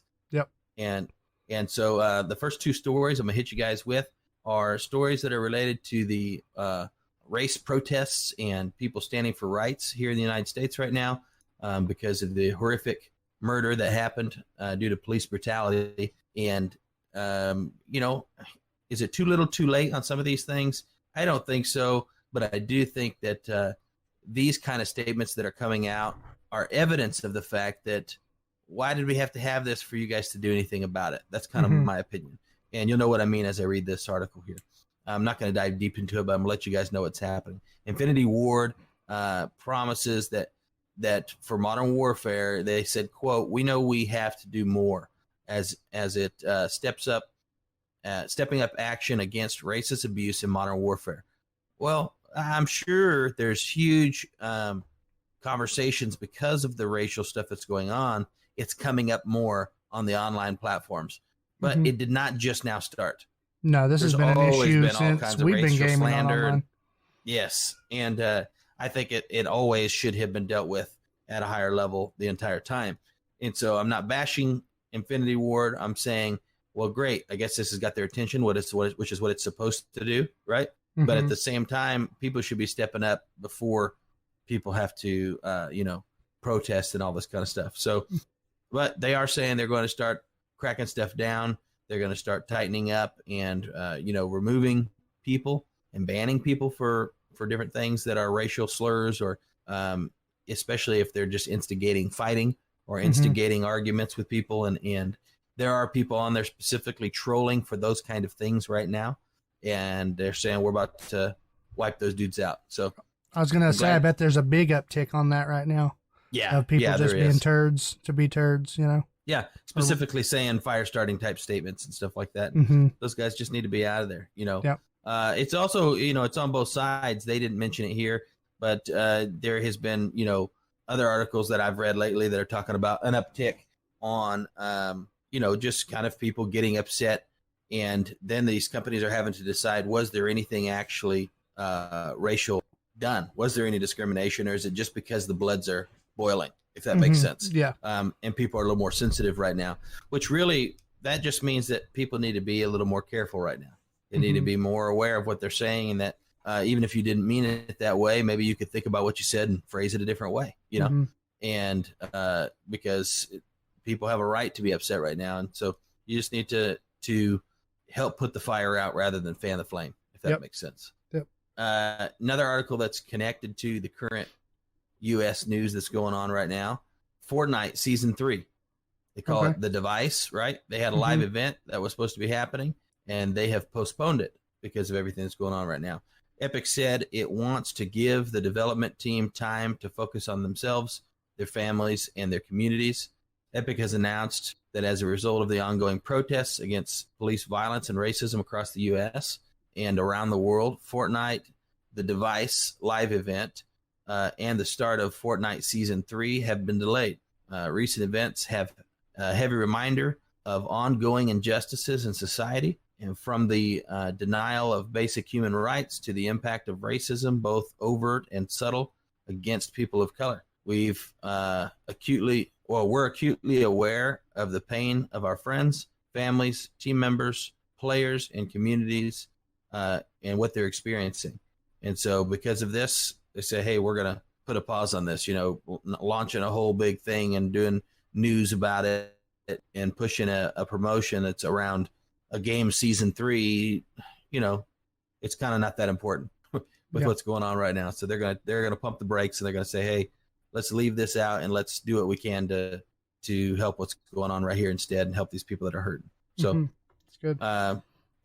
It's good, definitely. But if people are, we've got listeners that aren't just here in the United States, and some people say, how much is this affecting? It's affecting everything. It's a big deal. It's like COVID. It's probably affecting more than I've ever seen it affect. Even though we've had some big deals over the last 7-8 years, this time seems more, there's more people paying attention to it and reacting to it than I've noticed in the past when it comes to companies and like this, gaming development and releases and how people are handling their policies and changing policies. I think they are getting the attention they're hoping to get, or at least more attention that they're hoping to get, if that makes sense. Yeah, it's the wake-up call of, hey, these things have been happening. The world has, the U.S. in general has, the people have overlooked it, right? Right, and now it's time to take a second look. What do we need to change? What, it's a big black eye right now for America, for sure. And if anybody's listening to this, I hope you guys aren't offended that we're going to move on from that, because we just brought that up. This is not, like I said, this is not a political podcast. It's not because we don't care about what's going on at all. We obviously live in this world. We know exactly what's going on, and we're doing our best to not cause any more problems and to help people that are dealing with emotional stress during this, that are connected to us on a personal level. Yeah. But this is a gaming podcast, and so we're going to move on to gaming news. There you go. You know, and so when we're talking about taking a closer look. Next thing I want to take a closer look at is Mario 64. I know you guys have heard that the Mario 64 had a PC port not too long ago, and people are loving it. It's really had a pretty big uprise in people that are playing it, people mainly from our generation. And recently, the mods are starting to really come out for it. So one of the big mods that I'm going to be talking about tonight, though there are other mods that actually change the gameplay and stuff a little bit, the mod I'm talking about tonight is connected to a story that we were talking about, I think, last week, and we talked about it about 6 months ago, which is these AI programs that are changing the graphics of these games, right? Runs through and updates them. Well, right now there's a mod that you can get that just updates Mario, so he looks like full HD Mario. You know, he still looks like Mario. Yeah, he's really sharp, really smooth. Everything looks nice on him instead of being pixelated and stuff like that, like he looks on Mario 64. But he still has the Mario 64 body and features. And he looks exactly the same. So it's not like they humanized him or anything. They just made him look really good. He's not blurry anymore. Okay. Yeah, not blurry anymore. Yeah. And so there's a mod that just does it to him. But then if you just use that one there, you're still playing in a world that's blurry. Okay. And so people are probably going, well, you know, what's the point of playing in a world that's just blurry like this? Well, I don't know if you guys remember, you know, you had Mario Odyssey, and that had normal size, like normal people. Like they were built like normal people. They weren't Mario looking characters. So if you guys could live with playing with normal looking characters, then I'm sure a sharp looking Mario in a blurry looking world won't be that big of a deal either. But it doesn't look like you're going to have to wait long, because the AI, and looks like it's coming from the new Unreal Engine that we've been talking about lately. The AI is built off of that, it looks like. And they are in the midst of upgrading the whole game. And so you can go online on YouTube and look up Super Mario PC port textures, AI upscaled. And if you pull that up, you can check out a video that's got a decent portion of the game that's been rendered, and you can see it on a side-by-side, the difference that this upscale is doing for the game. And it's a huge difference. I mean, it still looks like Mario 64, but everything just looks super clean, you know, real sharp and modernized. And it's not just the sharpness, it's definitely contrast, the depth, you know what I mean? Stuff like that has changed. And they're using this to create these mods. So we were talking about that happening, and it's pretty cool to start seeing it being implemented. I'm surprised Nintendo hasn't made a remake. You know, now we're in this world of remakes. I'm surprised Nintendo Switch didn't say, "Hey, here comes Mario 128." You know, remake. And all these guys, and I think the guys who are actually putting together these filters too, who are using the Unreal Engine, are part of a YouTube channel called Unreal YouTube. It's not an official Unreal YouTube channel. Like it's not, you know, affiliated or owned by them, but that's the name of their YouTube channel. Right. So if you want to check out some of the stuff that they're doing with the Unreal Engine, not just on Mario 64, that's Unreal YouTube. Check it out. They've got a bunch of different stuff on there. And I would say get on it quick, because Nintendo, they're not known for enjoying people modding their stuff. So get on there and get it while it's open, before you have to start figuring out how to get it another way. Now, right now, there are some mods, but the one that's updating the graphics is just for Mario himself. The other ones is still in development. Just so you guys make sure you got that. Now, some good news, even with all the craziness that's going on in the United States and around the world with COVID, and all the events that are being canceled, and game event after game event after game event that is not going through, we have a little glimmer of hope here. And this is not a specifically game event, but most gaming guys are also tech guys. I love this event. It's the CES 2021 event. It's saying they're going ahead and planning it. It's going to happen. They're saying they're not going to cancel it. And this is a huge event. You know, they bring in over 175,000 people to that event. And so as of right now, that tech event is going to go. I'm trying to see if they've got a date set for it yet. I think it's early 2021. Okay. Um, So their thinking is if they can get into like January or February, maybe we'll have things under control. January 2021. That's Okay. when it is. Yep. Cool. And they're always in January. So I don't think they canceled this year's because it was before the COVID hit. So they had this year's right before COVID hit. And this one, they're just letting everybody know, hey, we are planning on it. And it doesn't seem very tentative. It seems like unless we're told we can't, we're doing it. We're going to do it. Yep. Because, we are on an uptick. We flattened the curve and we're starting to even go the other direction now. And so even in states like Oklahoma, who's opened back up, we're not seeing any increase in numbers. We're actually still seeing a decrease. And so like my specific county that we live in, we've only got 4 people sick right now. Yeah. And so people are definitely going back to normal. They're still keeping their distance, which is great. Not everybody's wearing masks, which, that's up in the air, whether that's doing anything or not. But people are still caring enough, but you can tell it's feeling normal around here. And I think that's going to be it's going to be evidence when you see these kind of events that are going, we're doing it. If that makes sense. They're going, it looks like things are going back. Now, there are people that think it's going to have a big old spike in fall and come right back, and we're just going to be screwed. I'm going to cross my fingers and say that's not going to happen. Yeah, I think it's going to be too hard. I don't know. I think it'd be too hard to do that all over again. I think it's going to be more of a, we've had more time with it. There's been more studies on it. I mean, you're still talking about what, 3, 4, probably 4 or 5 months out. That we also know now that the death rate is way, way lower than they thought originally. When the proper care is taken and different things like that. And so it's not as scary. That's one thing people say, the unknown is always scary. Well, COVID is not nearly as unknown now, so it's not near as scary. So I don't think we're going to have the same reaction either. Yep. And hospitals again, we're not experts. Supplies. Yep. Well, I think it went down to that, right? It's the supply thing. It's that kind of stuff. I think was a huge worry, and now we're through it. So there you go. If you guys aren't familiar with what CES is, you've been living under a rock. That's where they announce all kinds of stuff. You're going to have IBM there. You'll have Microsoft there. You'll have all your big electronic companies, all your phones, all your new TVs, all your new gadgets of all kinds, including gaming, computers. So all your new chipsets and hard drive technology, like the stuff that's coming out that's powering these new consoles, which is unbelievable. These new HHDs that are super fast.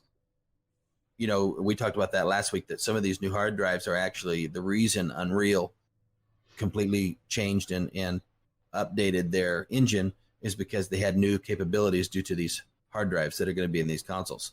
And so we know that that's going to translate over to PC, obviously, too, right? Console never is going to get something that doesn't affect the PC world. And so we've got things that are changing. If you want to know what's changing in tech, it's CES. That's the guy. So I'd love to go to that show sometime, too, because I'm not just a gaming tech guy. I like all tech. Yeah. I'm kind of the same way. I'd be interested in other avenues, too. The next article that I was going to talk about tonight in the news is, and you guys know that Project Cars, if you're a car guy, a racing game kind of guy, Project Cars 2, and even the first one, Project Cars, has really helped shape the entire community around racing. In my opinion, it's kind of like back in the day, we had, I just drew a blank on that. Gran Turismo? Gran Turismo. That was kind of a groundbreaking.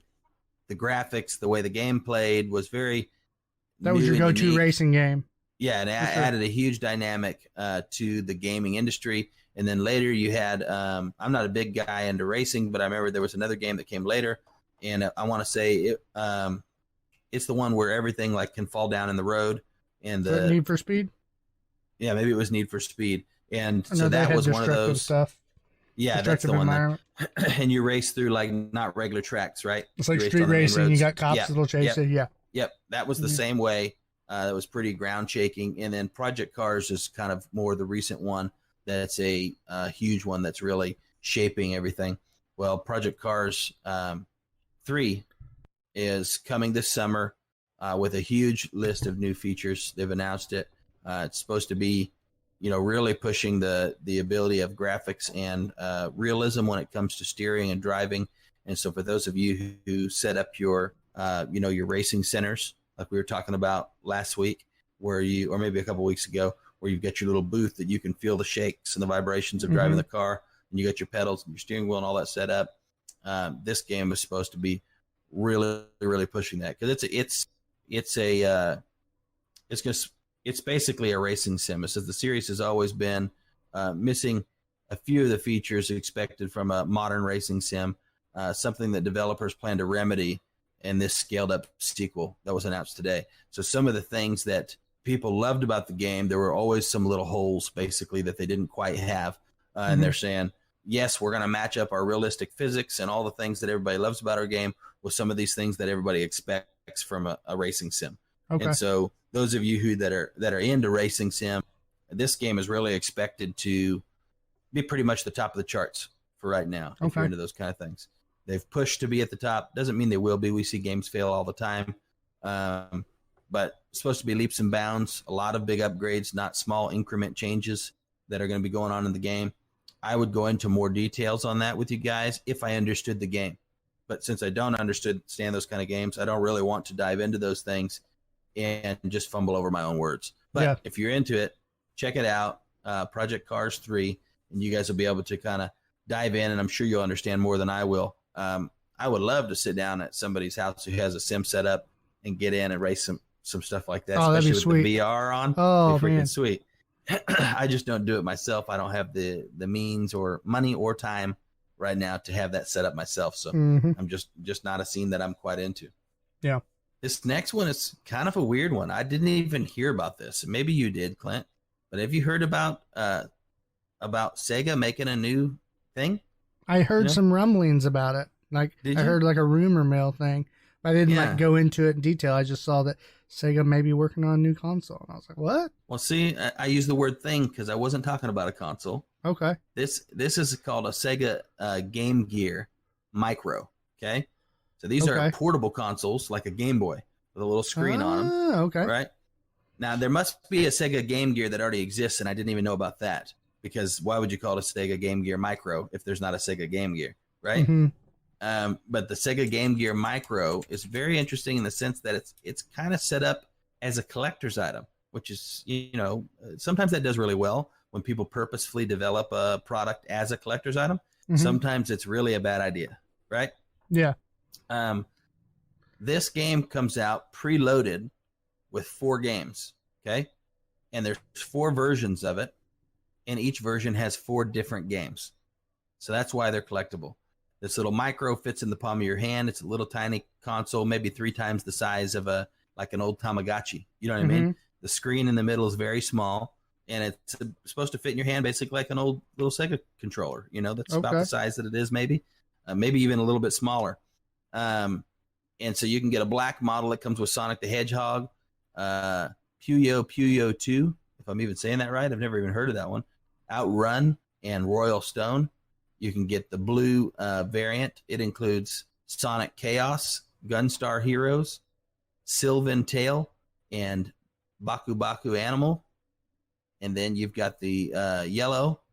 It comes with Shining Force Gaiden. It comes with Shining Force, the Sword of Haya, I think. Okay. Shining Force Gaiden Final Conflict. Oh, so this is the Shining Force guy pretty much. So the other one is Shining Force Gaiden NC Jasin no Kui. Killing it. The last one's even better. It's Nazupoyo Arupu Noru. Okay. There you go. Next time you head to Japan, take around with you. Yeah. Okay. And so you get the Shining Force edition plus Nazuapo, which may be a Shining Force thing, and I just don't know it. Then the red one gets Revelations, the Demon Slayer, Magamai Tensai Gaiden. Oh, there's the other Gaiden. Last Bible Special. And the GG Shonibi. Man, these are some definitely... Wait. When games. You said Last Bible Session...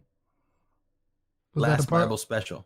Last Bible Special. Is that part of the game name, or were you just saying that? No, part of the part. It's the game name. Is that a game? So Last Bible Session? No, it's Megami Tensei Gaiden, which is one of those Gaiden games. I'm guessing. I think, I don't know. And then it says Last Bible Special. That's the edition. Okay. Yeah, that's Yeah. which So one that's is? the end. It's apocalypse time. Yeah, yeah. Is what I'm getting out of And- that. Yeah, that's what I'm thinking too. Then you got the GG Shinobi. And it's literally the capital G Shinobi. So I think I'm reading that one right. And then you've got, and then Columns. A lot of games I've never heard of, guys. Wow. But Out of that, then he but- comes out and says columns. yeah, that's the game. Okay. Good news is these are only $50 each, so they're meant to be kind of a little Okay. small Little game collector collectible thing. So I Uh, look.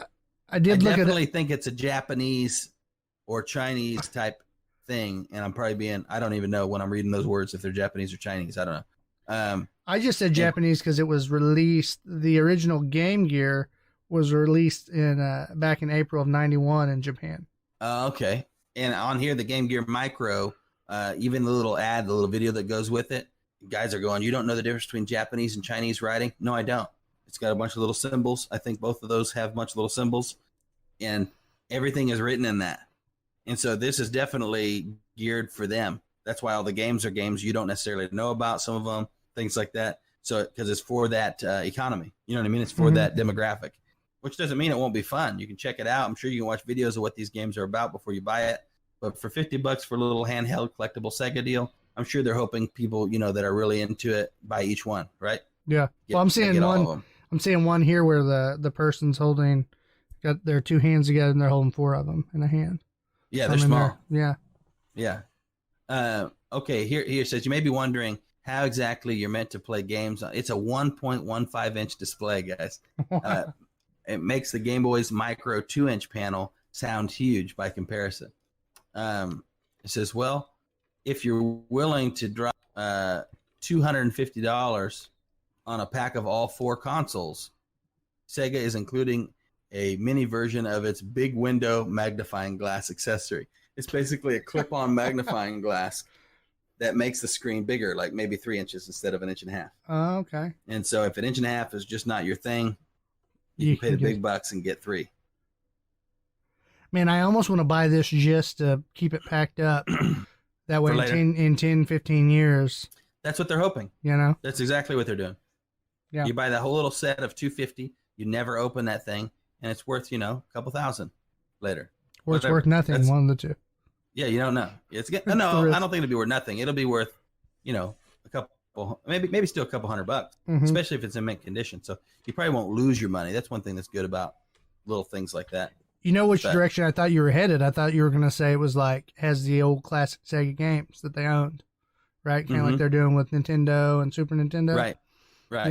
Something like that, PlayStation. No, they dropped a couple of those in there, right?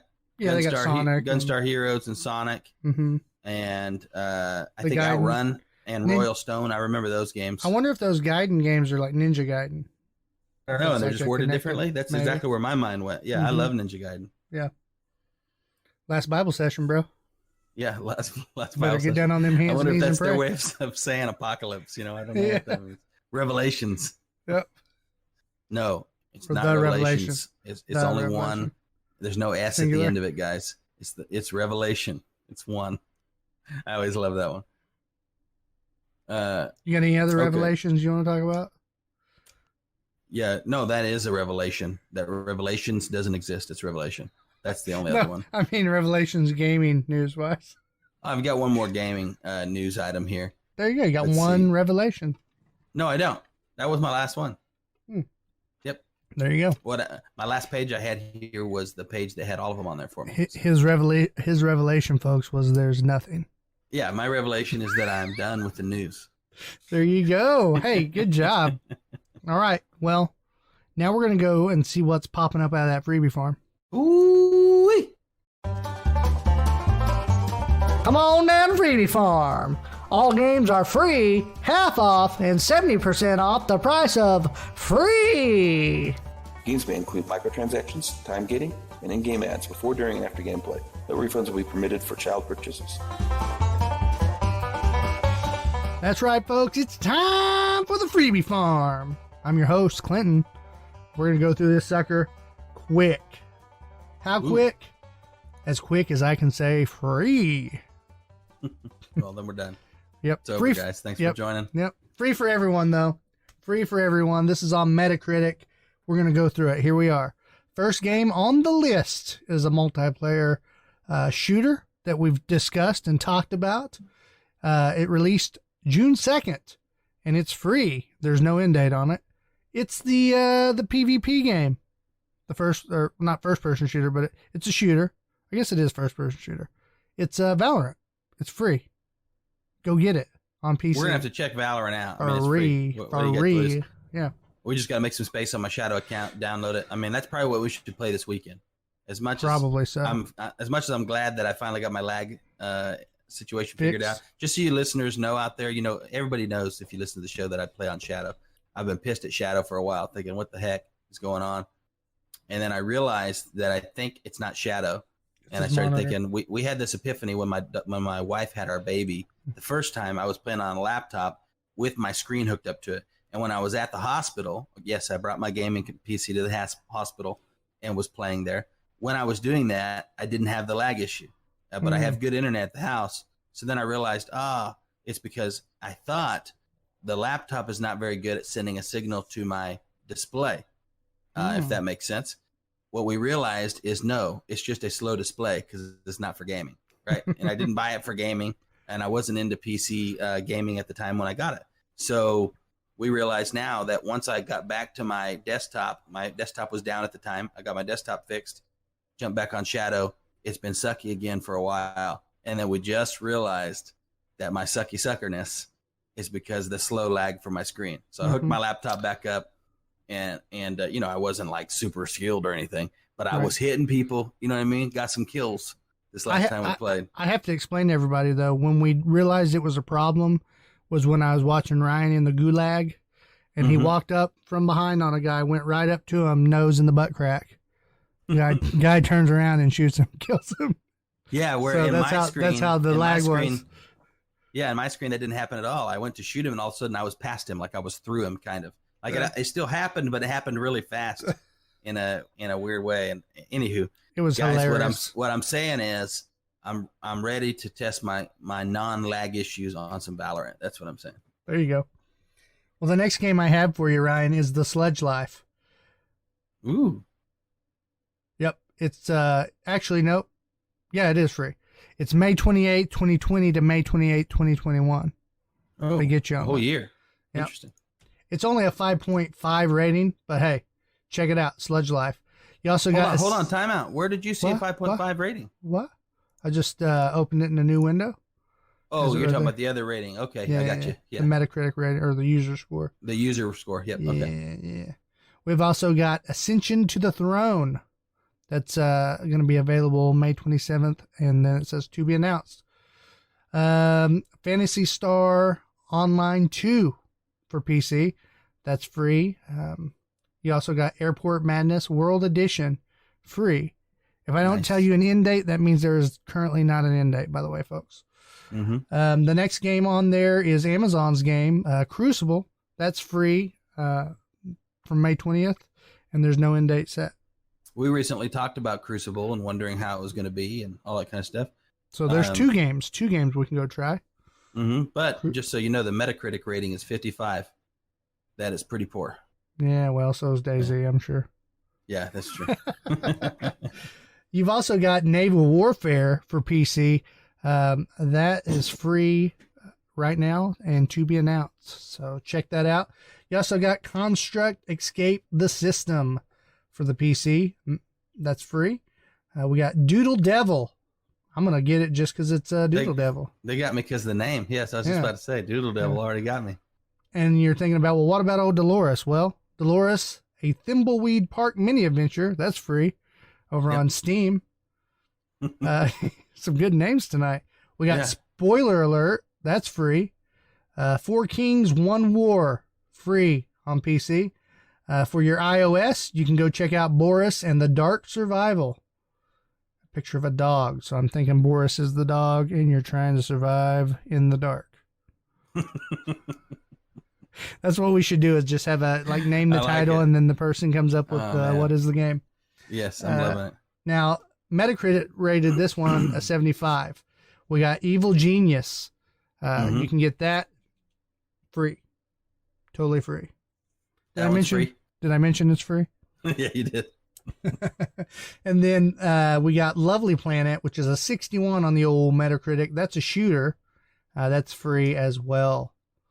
Coming soon over on the PC, if you're wondering, ladies and gentlemen, you got Samurai Showdown Neo Geo Collection. That's gonna be free on the Epic Game Store June 11th through June 17th.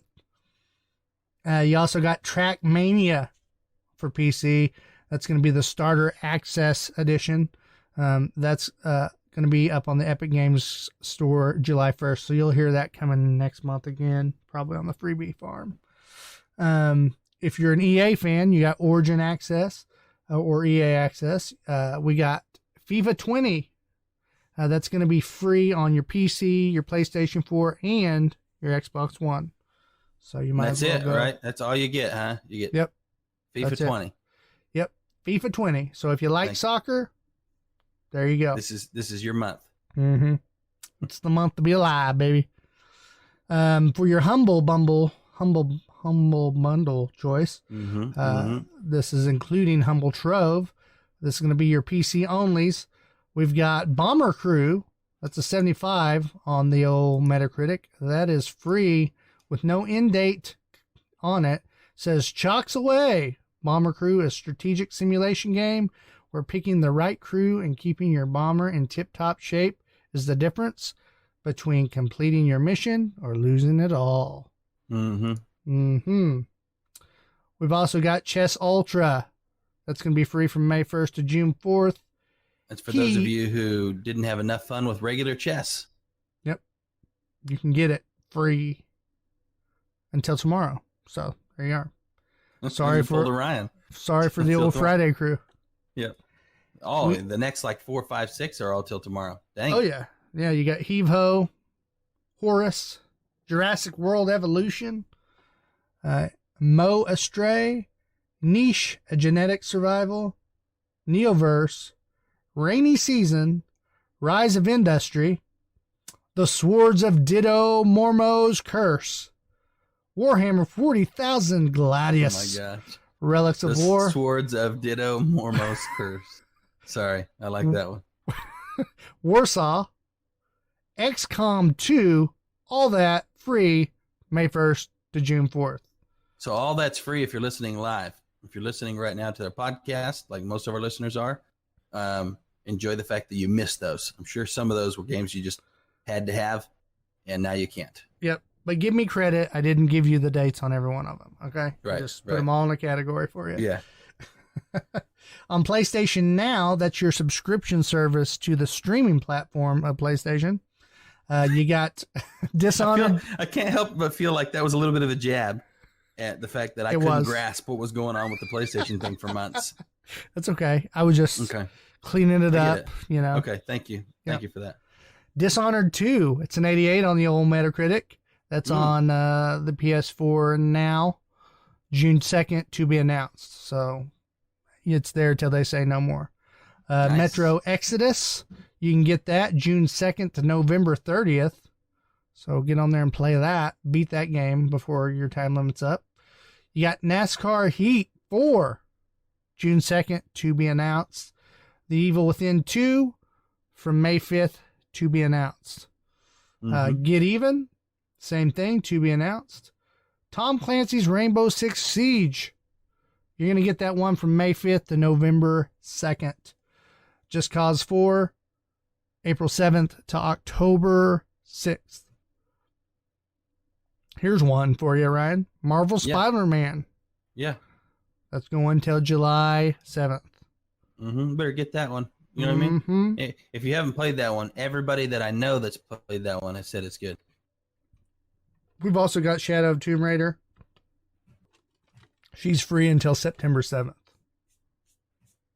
After that, she's charging people. We got Lego Worlds, February 4th to August 4th. So go check that out, guys. All right, here we go. PlayStation Plus. This is for your monthly subscription to the kind of like your Gold Pass. Gold Pass, I should say. PlayStation Live, whatever you want to call it, right? Yeah.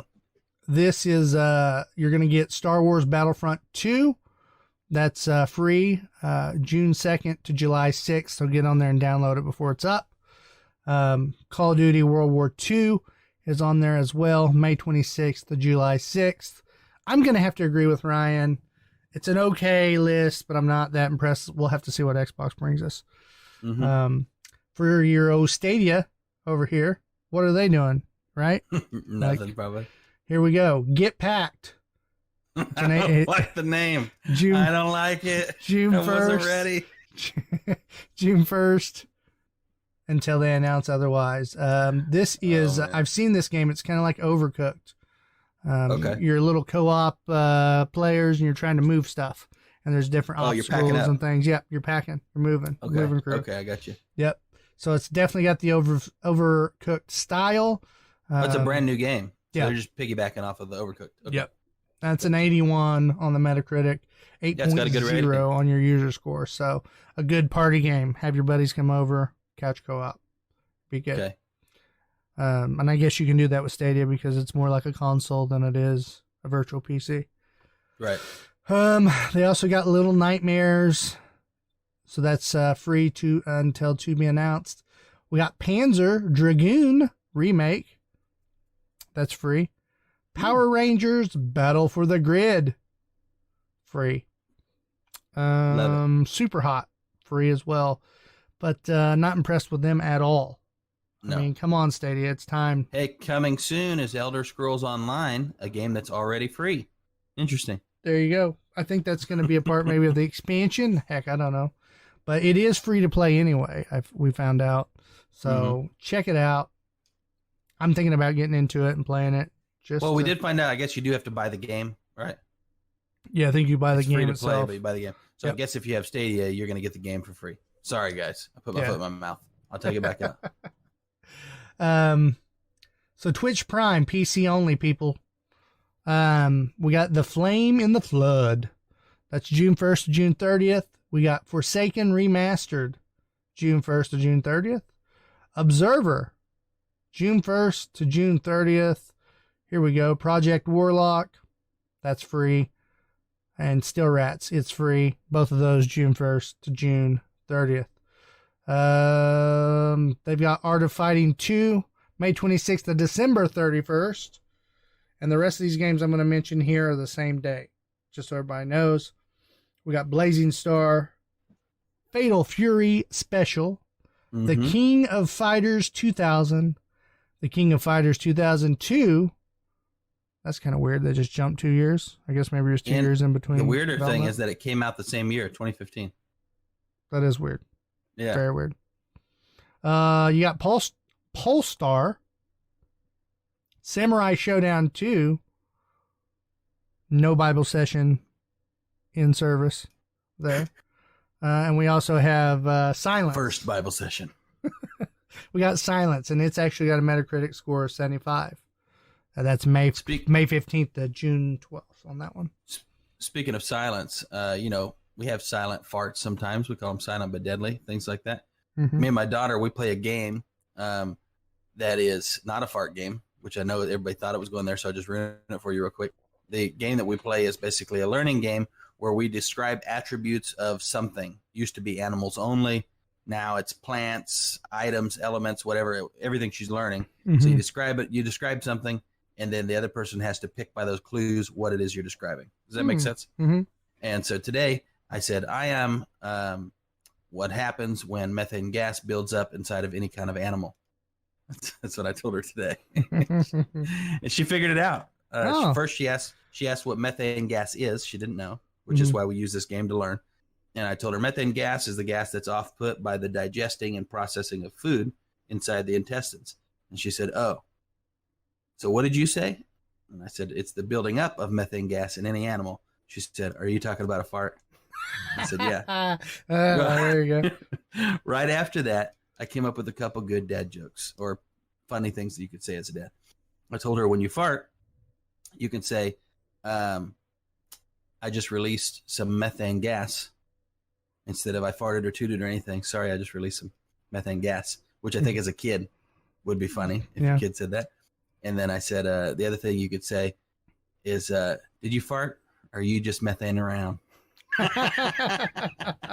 That's a good corny dad joke right there. Yeah. That's a Anyways, good one. I had to just pull some credit my way real quick and interrupt you. No, you're okay.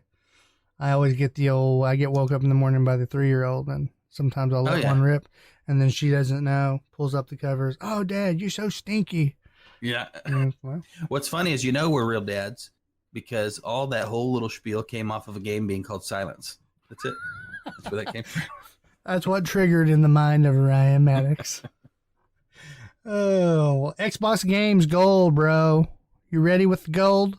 Here we go. Yeah, this is where it's at, cuz. Mm-hmm. Destroy All Humans is for the 360.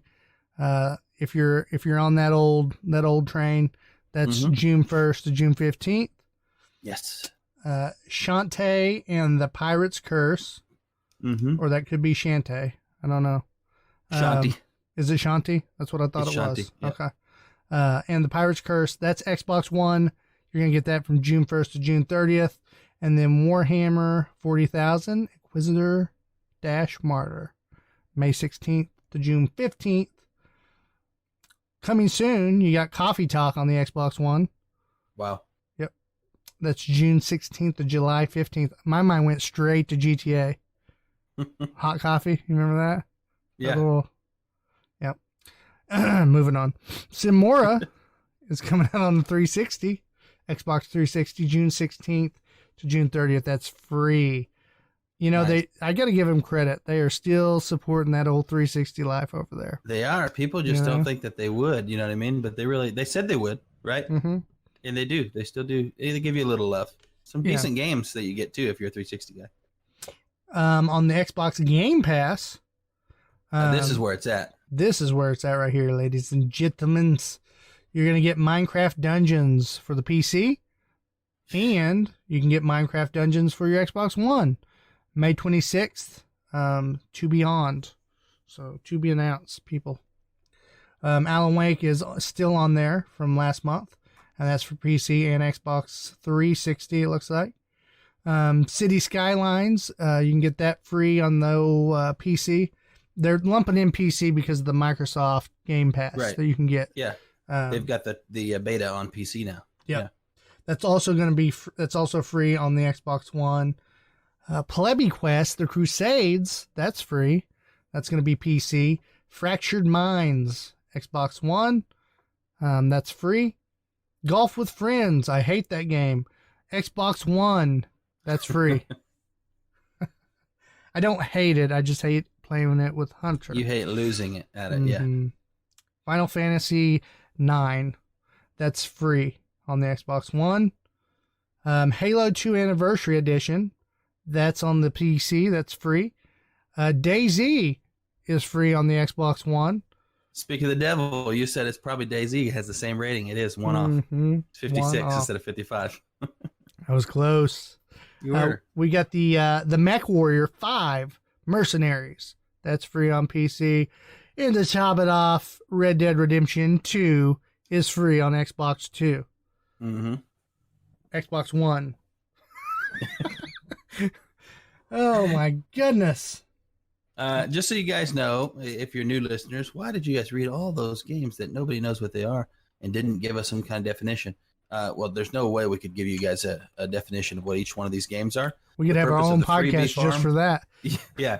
The purpose of the Freebie Farm is to give you guys a quick rundown, and hopefully one of the games we mention is one you've heard of in the past. You came across it in a little article, something like that made you go, oh, that game sounds interesting, but you didn't want to spend the money on it. And then when we read that list, you go, oh, yeah, I remember that. And you go look it up and you download it because it's free. That's kind of the point of the list. Yeah. And then we'll just finish it off here with the coming soon for your Microsoft Game Pass and your Xbox Game Pass. They say here that Wastelands 3 will be free as of August 28th for the PC and Xbox One.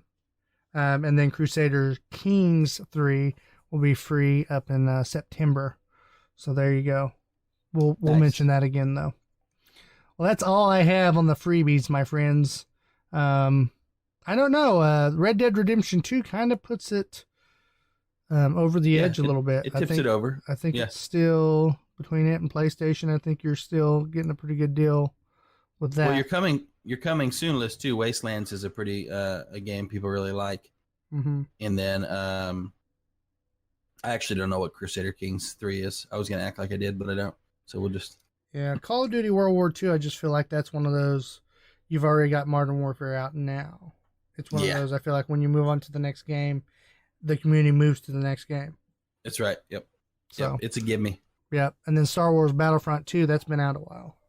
Mm-hmm. So anyway, that's all I've got. I'm empty, man. I'm empty. Well, that was a good show, man. I really enjoyed having our guest on today. I'm excited to see what they're doing and really would like to hear back from hopefully some of our listeners that actually check out their tournaments and maybe get some coaching help from them and kind of see what that's all about and get some feedback on what you guys think about it. Also, if you don't get coaching from them, just let us know what you think about that whole idea. That probably is a new idea to you guys, thinking about that. Mm-hmm. And, because when it comes to, like, say, wrestling or baseball or anything, there's little clubs you can join, right? There's little leagues you can go join, all that kind of stuff. That doesn't really exist that much for kids in gaming. Mm-hmm. That's the whole point of what these guys are doing. Yep. And so, you might think, well, I don't want to go pay for some coaching and for this stuff going on. Well, you do the same thing if it was baseball or if it was any other sport. You go pay and you've got a coach that helps your kid and teaches him things and he gets to be part of this team. And it's the exact same thing. They're just doing it for esports. Yep. So it's a great thing that they're doing, and we're really happy they came on the podcast. And like we said, we'll probably get Josh on here just to chill with us sometime, doing some of the Delirious Dad stuff. But we wanted to give him a platform and a chance to let us and the audience know what it is he does, what he's all about. And we had a blast with him. Yeah, so, definitely. The guests that we're having on the show has been great. Everybody that's come on has blown us away, and it's been a great experience. If you want to support the show, if you're into that, you can check us out over on Patreon /Delirious Dads Gaming. You can also check us out on our Twitter page at DDG Podcast. You can also check us out on the Instagram and the Facebook. We're there as well. Reach out to us. Let us know, what do you want? What content are you most excited about? Or even if you just have a question, we can do that too. And I was going to tell you guys, if you say, hey, I'd love to support these guys on Patreon, but, I just don't have the money. Well, that's a good reason, but not a good excuse. So if you're not going to Patreon us, that means all you have to do is go over and share our podcast when we post it, right? Go and like us on iTunes, give us a review. Those kind of things have just as big of an impact because you may not be able to give, but you'll help us reach some more people in our community. And some of those people might be able to give to help us producing content and help us to grow and build this network that we're really starting to fall into now and to build. And so any way you can support, just like I said, even by sharing or liking or commenting or any of that kind of stuff when it comes to social media is huge for us. And we appreciate it greatly. Yep. And for those of you who have shared and liked, we really appreciate it as well. Definitely. So, well, with that said, Ryan, stay delirious, stay dadding, and stay gaming. This has been a Delirious Dads production. For more information about the show, visit our website at www.deliriousdadsgaming.com. You can also find us on facebook.com/deliriousdadsgaming, twitch.tv, and YouTube. Make sure you like and share our pages to help us grow the channel. You can listen to the podcast on iTunes, Google Play, Stitcher, and Spotify. Please leave a rating and review if you enjoy the show. Thank you again for listening, and we hope to see you next time.